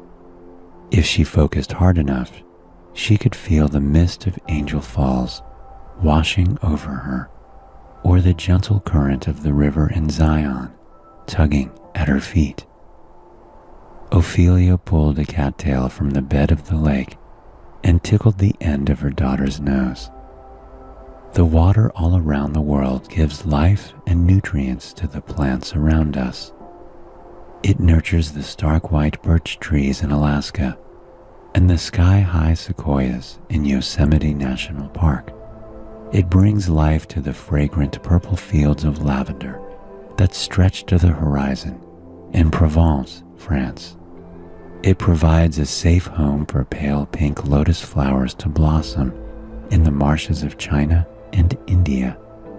It sustains the ivy on brick buildings, the century-old oak trees casting shade on historic farms, the orange, poppy-coated mountains in California, the rolling green hills in Scotland, the Joshua trees bending and curving towards the sunny desert sky, the lush vines and fig trees deep within the Brazilian rainforest. Ruby pictured rain pouring down over all those beautiful landscapes. She could see a Joshua tree swaying in a beautiful desert downpour, and lavender petals holding tightly onto droplets of water from a soft sprinkle. As the rain fell over the land, she could imagine it transforming into its full potential. A pink lotus flower bloomed before her eyes, from nothing but a seed in the mud of a distant marsh to a delicate, otherworldly flower. A sequoia tree grew from a sapling to a tree the height of a skyscraper, towering over her with its vibrant red bark. Ophelia smiled at her daughter as she watched the wonder wash over her face. How amazing it is to see your appreciation for the world mirrored in someone else. A leaf caught in the breeze landed on the pond, sending circles of tension rippling across the smooth surface. Within a moment, a fish rose from the depths of the pond, swallowing the leaf in one swift gulp. Because of the plants and the water, animals can thrive on this incredible planet of ours. At this very moment, there are billions of species all around the world living in harmony with one another and with nature. A snowy owl dives through the night sky in Canada, listening intently to the noises of the other creatures in the forest. In China, a panda curls up for a nap in a grove of bamboo trees, the bamboo clinking above its head, lulling it to sleep. Deep within Yosemite Valley, a mule deer nuzzles against its downy fawn as the two curl up in the sweet grass of the base of El Capitan. Off the coast of Alaska, humpback whales dive and swirl through the Pacific Ocean, embracing the feeling of the current against their slick skin. Tucked away on a farm in the Scottish Highlands, a Highland cattle shakes its thick, luxurious coat as a soft rain begins to fall and the aroma of fresh earth fills the air. In the rainforest, parrots and macaws of all colors fly through the thick foliage, spreading their wings and tasting the freedom they have in the air. In Africa, herds of zebra band together as they walk across the plains, their colors shifting and dancing in beautiful patterns as they move in unison with one another. In the wintry mountains of the Himalayas, snow leopards tiptoe across rocky peaks, their fluffy tails trailing behind them in the snow. On ponds across Canada, dragonflies dance across the surface of lakes, even though they have one of the shortest lifespans in the animal kingdom. To the east, deep below the Arctic and Atlantic waters, the Greenland shark swims through the murky depths, where they may live for up to 500 years. Ruby looked down into the dark waters of the pond underneath the dock. She couldn't help but think that to the fish and frogs below, her world on the surface may seem as distant as the Milky Way. She imagined all the sleepy animals across the world nestling into burrows, hiding in colorful anemones, curling up into their nests high in the treetops. Without thinking much of it, Ruby leaned over to her mom, placing her head on her shoulder. She felt the warmth of her mother's touch and was overcome with a pleasant feeling of connection. "This is nice, Mom. Thank you," Ruby muttered.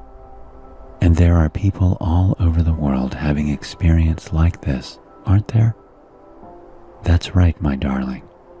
There are fathers and grandmothers and siblings curled up in warm beds, reading bedtime stories to one another. There are parents cradling their newborn child in their arms for the first time. There are couples whispering their declarations of love over candlelight dinners.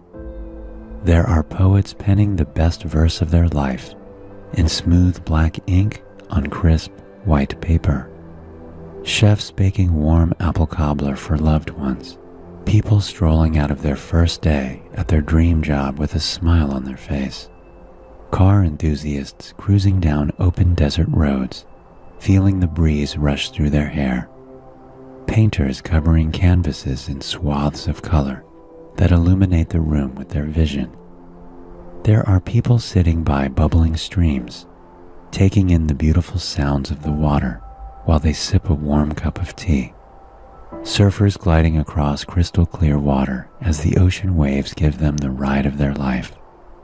Rock climbers scaling mountains of granite and limestone just to finally see the world from a whole new perspective. Far away, there are people feeling the warmth of sand between their toes.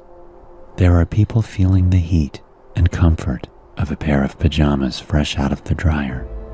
People are sipping ice-cold lemonades in the summer sun, and people are sipping warm, steaming coffee as the sun slowly begins to rise and paint the earth with its rays of light. Ruby felt an immediate desire to do all of those things, to feel all those incredible emotions, but she knew this beautiful moment with her mother was more than enough. Think about all the clothes people are wearing around the globe. The silk robes, the band t-shirts, the wool pajamas, and the velvety coats. There are people wearing blacks and greens and blues and pinks. People in monochrome shades and people in polka dots.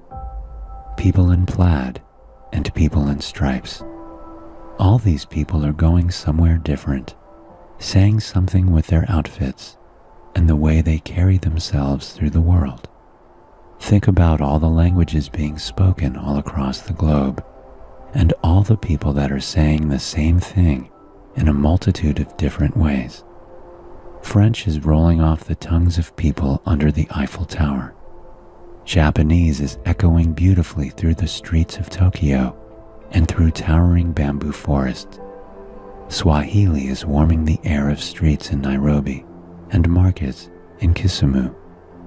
There are people all around us wanting the same things as us, searching for love and communication and beauty in the world. For all the amazing things we do, we're all able to trace it back to one place. Ophelia motioned to the stars in a high, graceful arc. For a long moment, Ophelia and Ruby sat on the edge of the dock, speaking not a word to each other. They listened intently to the soundtrack of the night, from the crickets to the owls to the occasional splash of fish underneath the dock.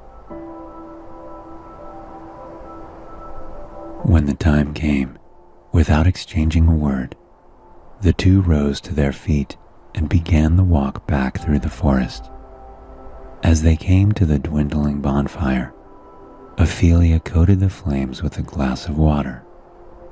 The flames and embers sizzled as they shrunk into a pile of ashes, leaving behind a gray pile and room for a new fire the next night. Ophelia and Ruby walked over the moon-soaked grass back towards their white coastal cabin.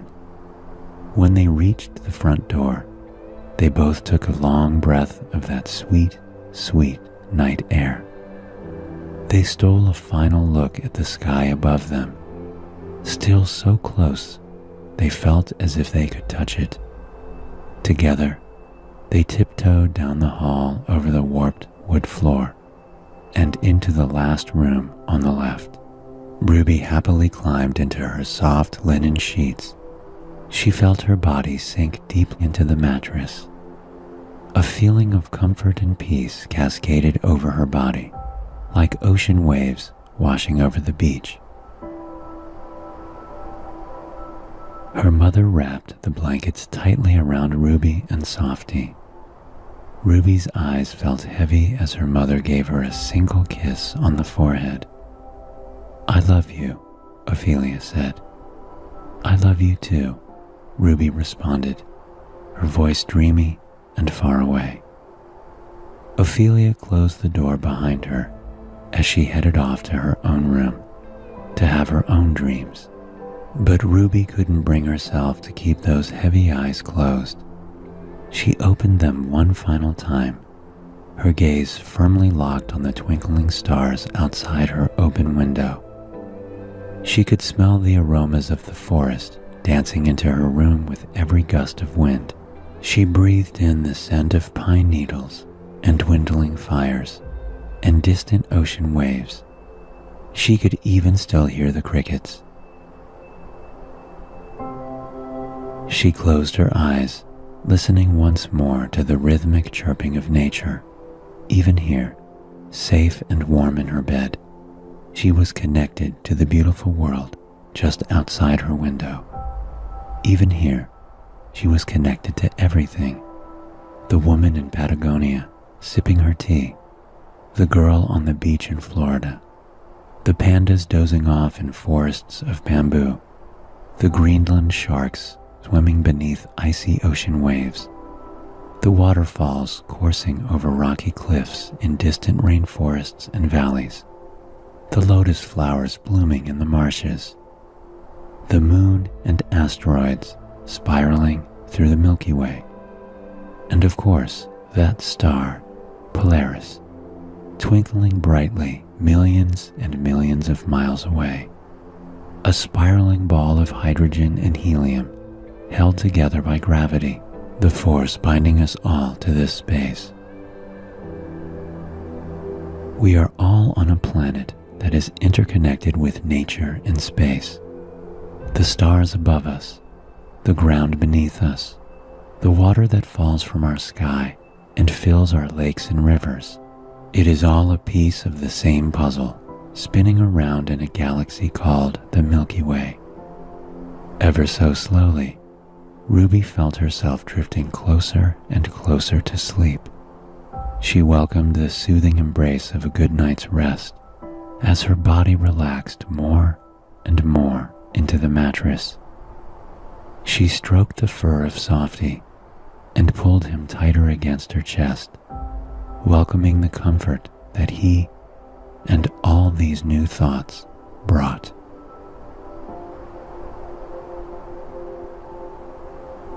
I hope this story has helped you find your own place of comfort, peace, and relaxation. If you'd like more stories, please join me again tomorrow night. Until then, sweet dreams.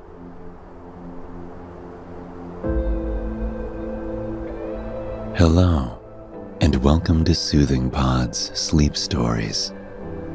My name is Arif, and tonight I will be your guide as we embark on a journey into the cosmos. We will dance with the stars, drift through the magical expanse of space, and find answers to questions about space we may not have even realized we had. Before we begin, however, let us take a moment to unwind and find comfort in the space that we are in, here and now. Close your eyes and allow your body to sink into the mattress beneath you. Here and now, you have no obligations. There is no to-do list. Your only goal now is to allow your body to relax. As you're lying down and listening to the sound of my voice,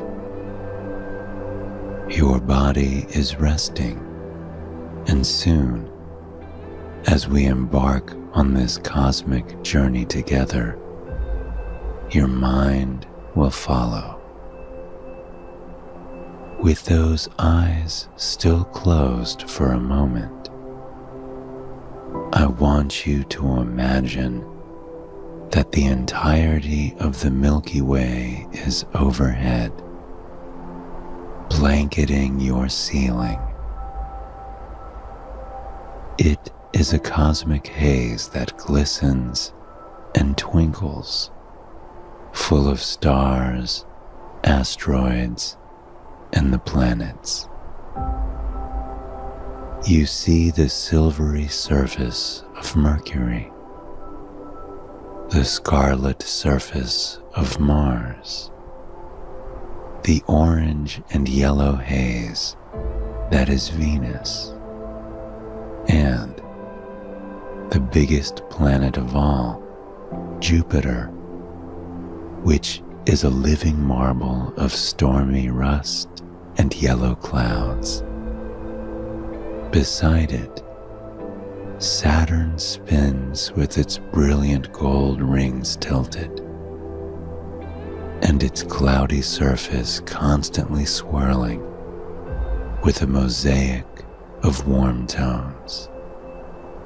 Then you see Uranus, a brilliant blue sea of color with a canted ring swirling around it in constant motion. Beyond that, there is Neptune, such dark blue that it truly does remind you of the god of the sea himself.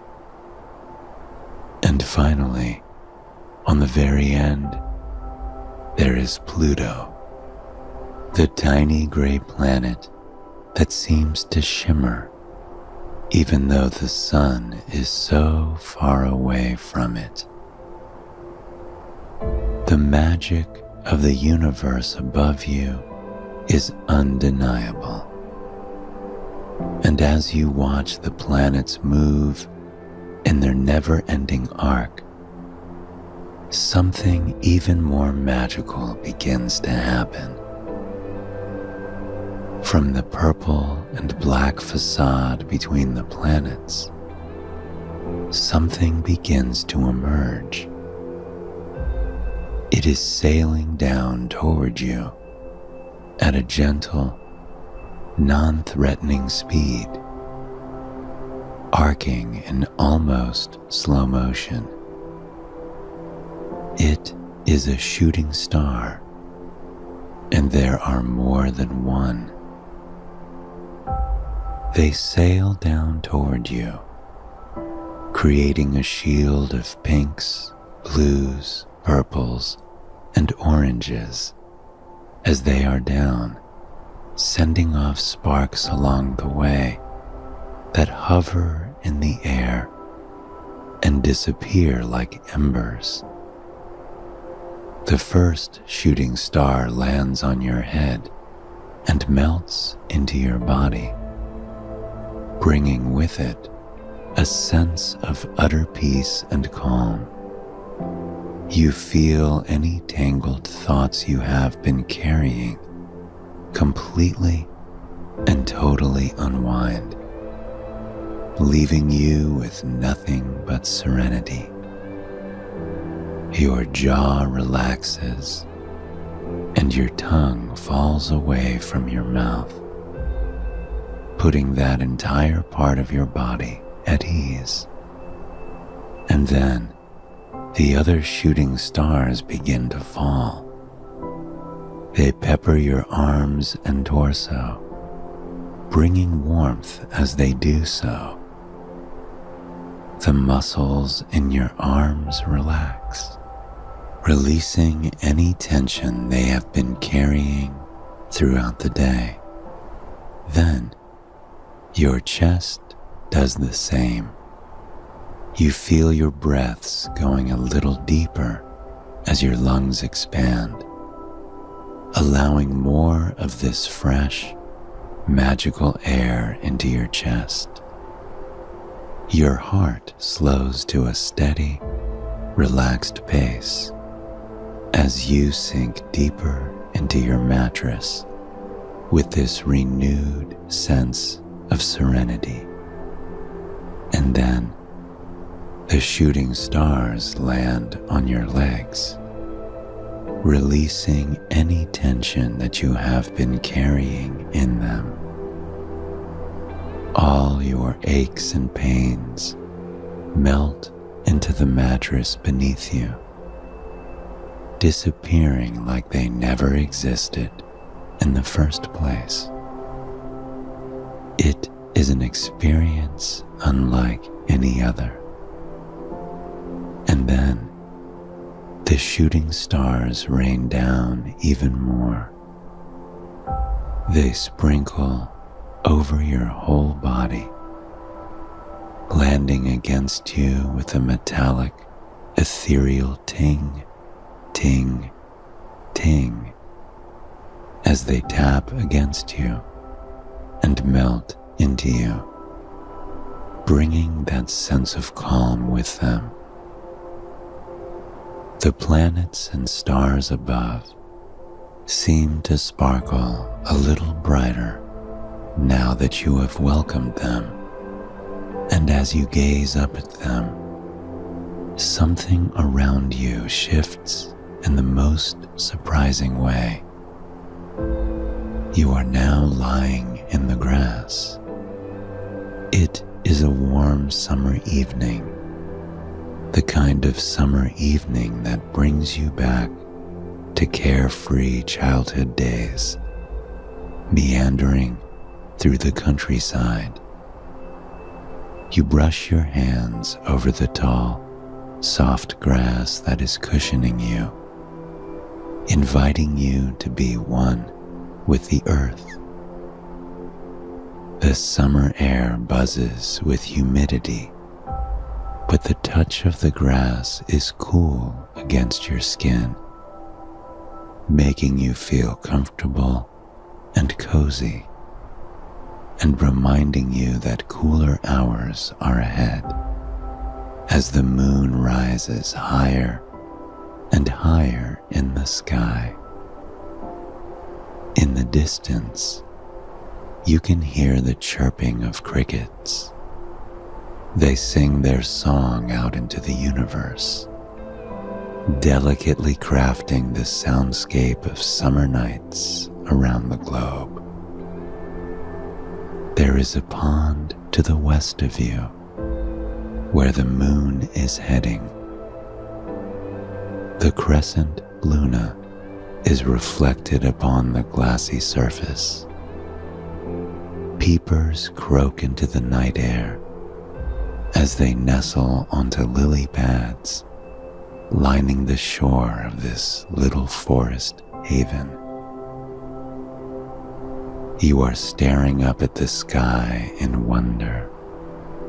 It is a crisp night, the kind of night where the stars and planets seem to only be inches away from you. It feels like at any moment you can reach up and grab hold of the stars, brushing through the black expanse of space, like you're simply running your fingers through pond water.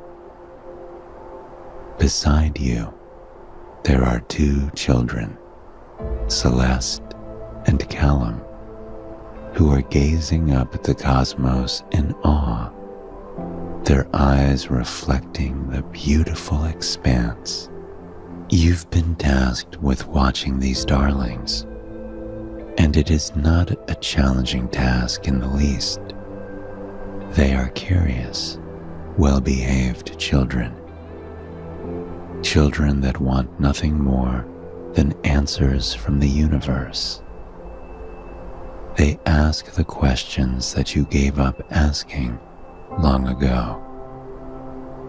Questions that you want answers to, whether you've realized it or not. How old is the universe? Celeste chimes, her voice ringing through the air. You tell her you can't recall. You're sure you saw it in a textbook sometime, somewhere, but the number escapes you. You settle by telling her it was created a long, long time ago. What are stars made up of anyway? Callum asks, stretching his arms up as he tries to grab them. You tell him that you're sure it's gas or stardust. Surely, it is something of that nature. They ask questions for quite some time, not in a way that annoys you, but in a way that intrigues you.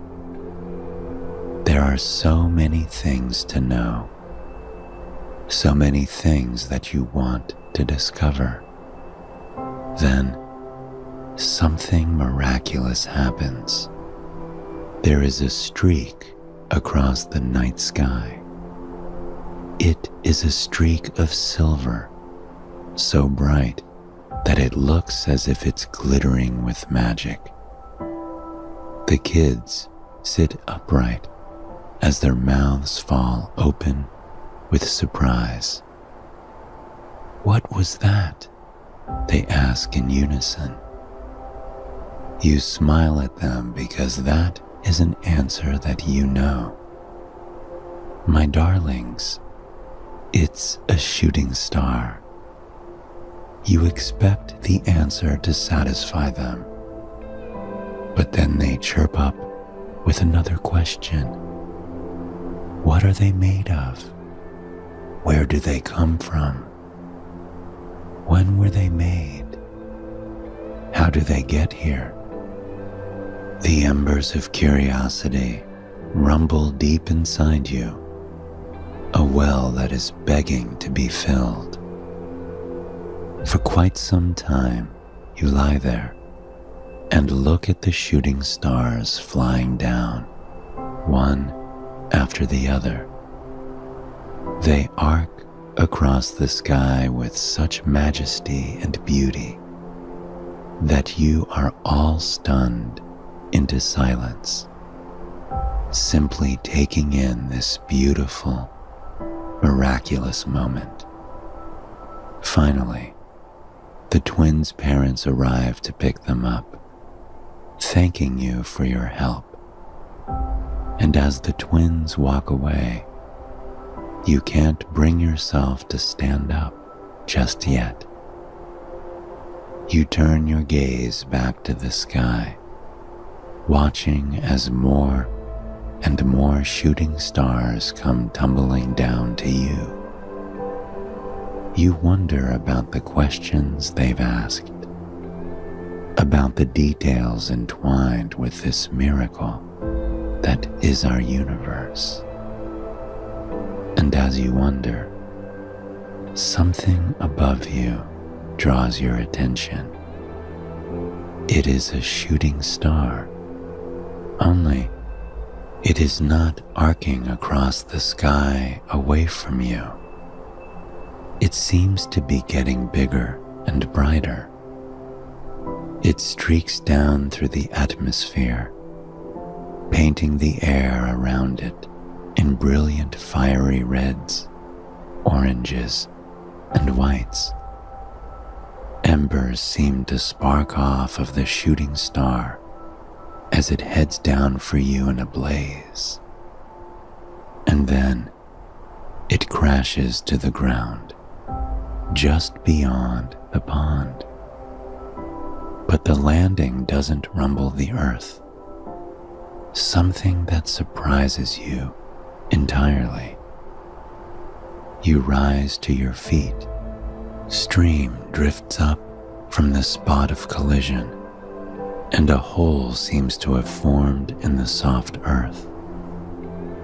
As you tiptoe toward the hole, you are surprised to hear someone yawning as if they're awakening from a long, much-needed nap. You move toward the hole even more slowly until you're standing on the edge, the soil crumbling down around the sides of your feet. There is a woman lying in the hole the shooting star has created, but she is unlike any woman you have ever seen. She is cloaked in a robe of silver, with blue stars glowing across its surface. Her hair is as inky black as the night sky, with flecks of silver peppered across it that sparkle in the moonlight.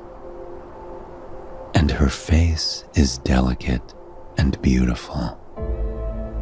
She opens her eyes and smiles at you, a smile that makes you feel completely at ease, even in a situation as strange as this one.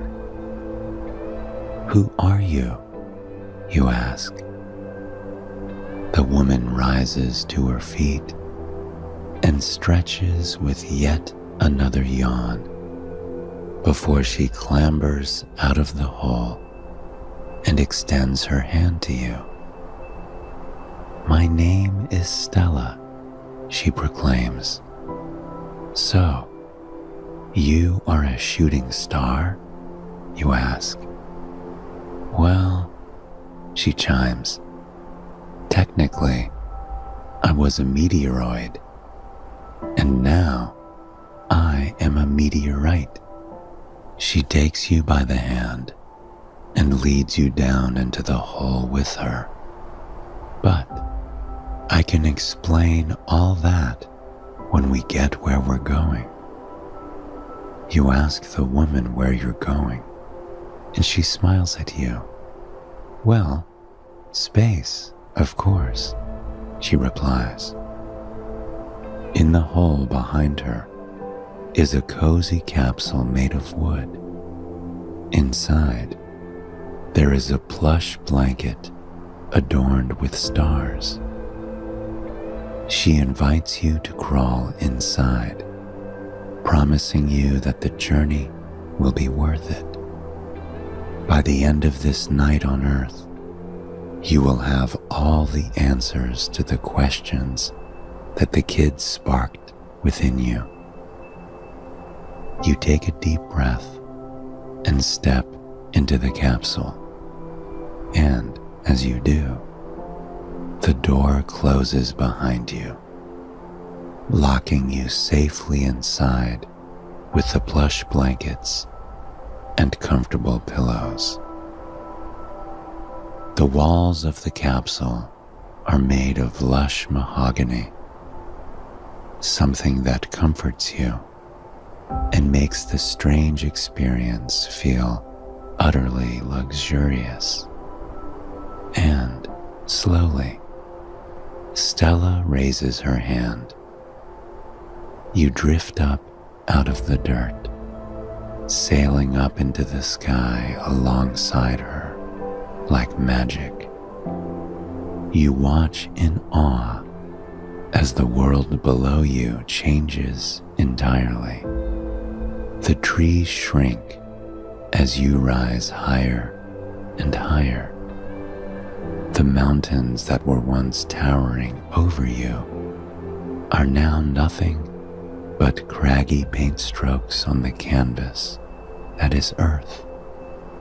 Soon, the entire country becomes a mosaic of rivers, mountains, meadows, and deserts.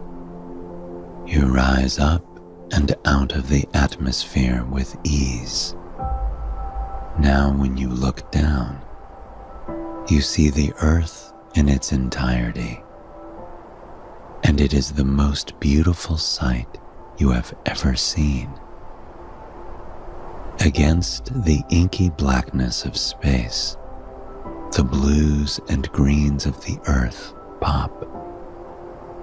But those are not the only colors before you.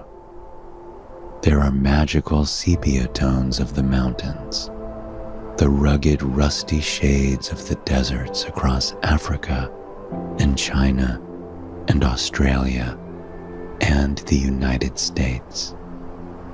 There are the emerald greens of the rainforests and the deep greens of the alpine forests.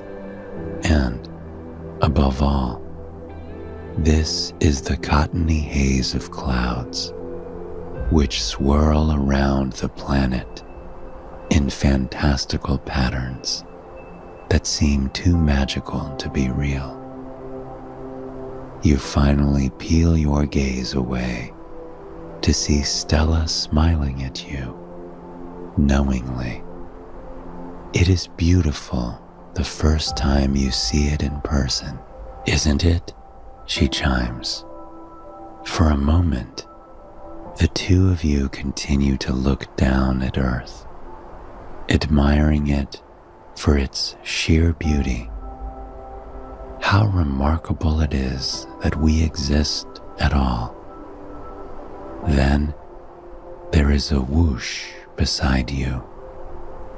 A gray mass of what looks to be rock zips by, heading straight for the Earth. You watch as it begins to burn in the atmosphere, igniting with an aura of red, orange, yellow, and white. Then another whooshes by, then another. With each one, you are coming face to face with a cosmic wonder. These are meteoroids. Stella smiles as she tells you. These are my siblings. Meteoroids are lumps of matter, mainly made of silicon, oxygen, and heavier metals like iron and nickel. They orbit the sun much like planets, asteroids, and comets do, and they are incredibly common. You turn behind you to see that she is absolutely right. Thousands of meteoroids float through space, all moving in arcs. They are beautiful, glistening brightly as they reflect the light of the sun to the left of you. Meteoroids are mainly formed from the collision of asteroids, which orbit the sun in a region between Mars and Jupiter's orbits, called the asteroid belt. She snaps her fingers, and suddenly you find yourself in an entirely different part of the universe. To one side of you is Mars, a tiny, brilliant red planet that looks too ethereal to be true. The rusty red planet pops against the backdrop of space. On your other side is Jupiter, the behemoth of the solar system. The planet is so stunning that for quite some time you can't look away from it.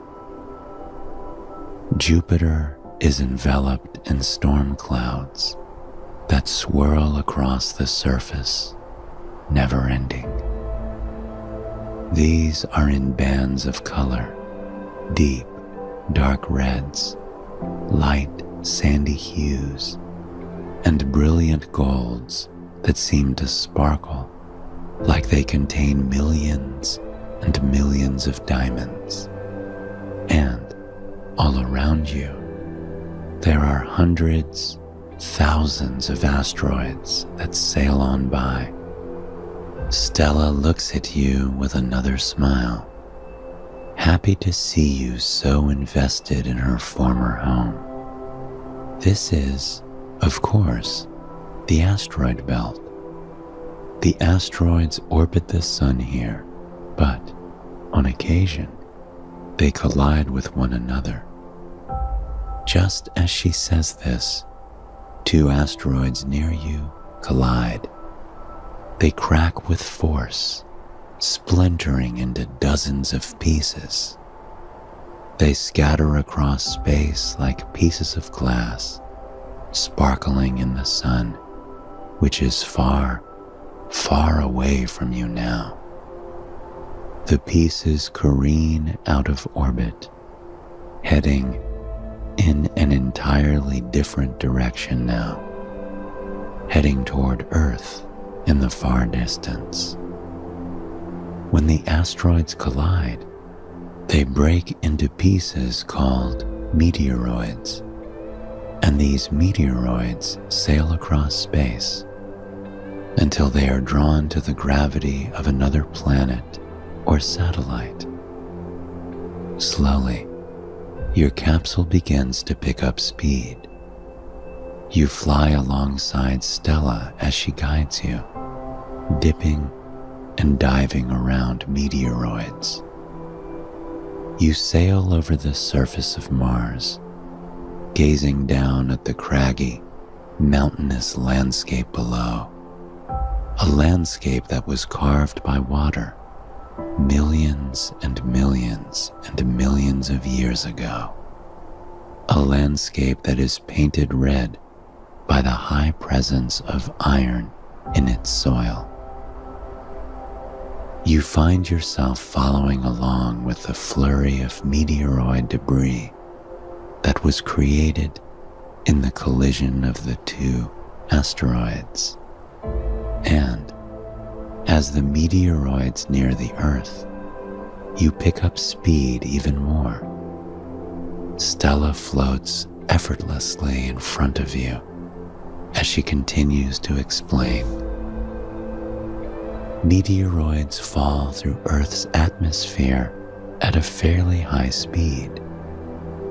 Depending on their size and composition, they can travel anywhere between 36,000 feet and 200,000 feet in a single second. At this speed, they become heated to incandescence by collisions with air molecules in the upper atmosphere, creating a streak of light via their rapid motion, and sometimes also by shedding glowing material in their wake. This visible passage of a glowing meteoroid through Earth's atmosphere is called a meteor or a shooting star. You glance all around at the meteoroids falling to Earth. They burn red hot as they push on through the atmosphere at high speed, and you sail right alongside them, your eyes wide with awe. And if the meteoroid is hot enough and small enough, it will evaporate completely, Stella continues. Just as she says this, a meteoroid beside you disappears, leaving behind a trail of hot gas. The gas sparkles in the air like glitter. But if the meteoroid is heavy enough and its composition is able to resist its journey into the atmosphere, it can land on the surface of the Earth. In the distance, you watch the meteoroids land on the grassy surface below, kicking up clouds of dust as they do. And if a meteoroid lands on Earth, it becomes a meteorite. You nod in understanding as you watch people race from nearby houses on the surface to investigate these incredible meteorites that have now peppered the countryside. Slowly, you head back up into space, rising through the atmosphere until you're looking down on Earth again at the glowing, twirling, living marvel that we all call home. But how did the asteroids form, you ask? Where did they even come from? Stella smiles, pleased to see you're asking even more curious questions. Once more, she snaps her fingers. Only this time, there is nothing.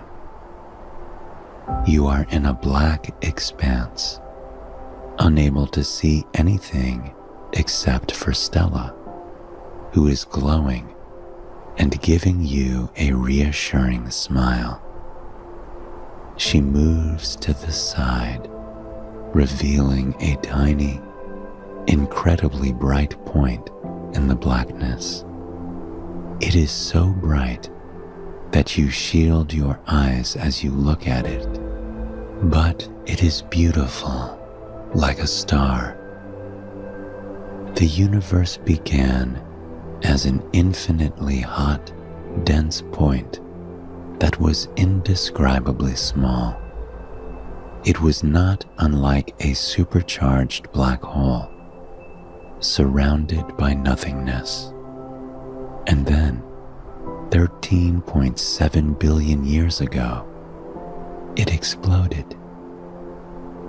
The tiny dense point before you explodes with color, expanding before your very eyes. But you cannot see anything else around you. This kick started the radiation era, which was made up of several smaller stages called epochs that occurred in the first tens of thousands of years of the universe's formation. The first stage, the Planck epoch, immediately followed the event which began the known universe. The temperature and average energies within the universe were so high that everyday subatomic particles could not form, and even the four fundamental forces that shape the universe, gravitation, electromagnetism, the weak nuclear force, and the strong nuclear force, were combined and formed one fundamental force. At the end of the Planck era, gravity separated from the electronuclear force. Next was the Grand Unification Epoch, which is named for the three remaining unified forces of nature: strong and weak nuclear forces, and electromagnetic force. This era ended when the strong nuclear force separated from the remaining two fundamental forces. Then there's the inflationary epoch, in which space itself expanded faster than the speed of light. In a mere instant, it grew from the size of an atom to the size of a grapefruit. The universe was full of elementary particles, and it was still piping hot, but it was starting to cool down. Then, the electro-weak epoch occurred. This is when the weak nuclear force separated from the electromagnetic force. This led to the quark epoch, where all the raw ingredients within the universe were present, but the universe was still much too hot and much too dense for anything to form from these ingredients. Then came the Hadron epoch, when the universe finally cooled down enough for quarks to bind together, forming hadrons, which are composite particles like protons or neutrons.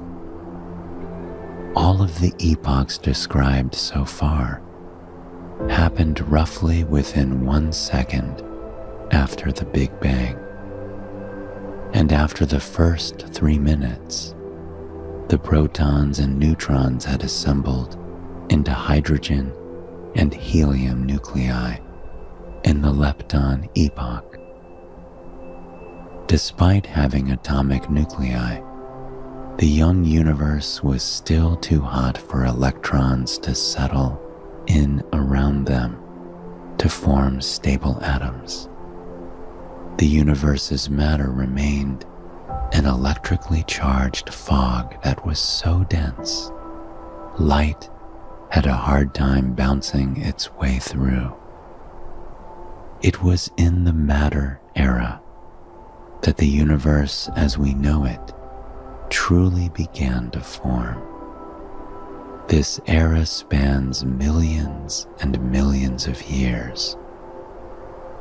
The universe finally cooled down even more, allowing electrons to attach to nuclei. This created neutral hydrogen, which combined with helium to coat the universe with atomic clouds. The pockets of gas within these clouds had enough gravity for atoms to be able to collect within them. As she speaks about atomic clouds, something miraculous happens around you. You watch as hazy clouds spread across the blackness in front of you.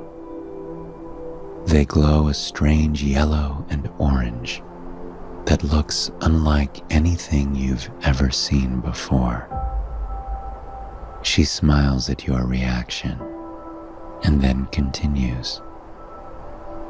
Within those clouds and that collection of atoms, the seeds that created galaxies began to form. And As these seeds were planted, stars began to form. Stars blip to existence in front of you, roiling hot balls of gas that glow such bright colors you can hardly believe what you're seeing. They illuminate Stella in a brilliant glow. Though we can only see about 6,000 stars from Earth on a clear night, there are over 100 billion stars just in the Milky Way. And scientists believe that the entire universe contains 200 sextillion stars, Stella explains. More and more stars blip to existence from the clouds before you. They each sparkle in their own way, unique combination of gases. Stella continues, the heat from these stars are what forged almost every other element in the universe. They were truly what allowed planets to become planets. Beside you, a star flashes brilliantly, impossibly bright, and expands across the sky, rippling across a cloud of gas, dust, and ice. At one point, scientists believed a star exploded, disturbing a nearby cloud. This cloud's gravity increased as it spun faster and faster, and the gravity of this cloud formed the elements in the cloud into planetesimals. These planetesimals grew larger and larger as the gravity bound more and more bits together, eventually forming them into protoplanets. And as the gravity grew more and more, these protoplanets became the planets that we know today. Around you, large masses grow larger and larger until they become early stepping stones to the planets that we know today. You watch as the planets' colors shift and the planets themselves change until finally they become the planets in our modern solar system. Jupiter looms beside you, those swirling clouds in perpetual motion. Around you, asteroids seem to be collecting. Scientists believe that Jupiter's gravity is so immense that it trapped asteroids here. Whenever protoplanets began to form, Jupiter's immense gravity would force them to collide, breaking them back into asteroids. The gravity of Jupiter is what keeps many asteroids trapped here, unable to form into anything larger. The asteroids zip around you, and yet again, two collide. A meteoroid breaks off, and you find yourself following it with Stella by your side. You sail with the meteoroid toward Earth. You sail past Jupiter, waving goodbye to its stunning rings of rust, sand, and gold. You sail past Mars, waving goodbye to its stunning, blinding red surface. And then you begin to approach Earth, which has never looked more beautiful. As you sail through the atmosphere, meteoroids all around you begin to burn bright red, orange, and yellow. You watch as several burn up and disappear into nothing but a trail of gas. And then you're gliding toward the ground. The mountains grow as you approach them. The beautiful contours of the planet, the riverbeds and canyons and glades, they all begin to come back into sight. And slowly, the trees glide toward you. When you finally land on the ground, you splash into the pond, finding yourself in a world of blue. The capsule releases you immediately, and you float to the surface of the refreshing water. The surface of the water is silver with the glow of the moon, which you sailed by only moments ago. The crickets and frogs chirp and sing their song to the universe as you pull yourself out of the pond. You find yourself walking over to where Stella landed, ready to thank her for sharing her knowledge. Now, you know where the universe came from. You know what shooting stars are. You know how many stars there are. And you feel even more at home on Earth. But instead of Stella, you find a meteorite in the hole burrowed into the earth. You pick it up, and it is warm to the touch, beating like a heartbeat. The feeling soon fades, and you know it was Stella, bidding you farewell. You walk home in the moonlight with a smile on your face. Tomorrow, you will be watching Celeste and Callum once more, and this time, you will have answers. I hope you have enjoyed this sleep story, and it has brought you a night of peaceful, restful sleep. Please join me again tomorrow for another sleep story. Until then, sweet dreams.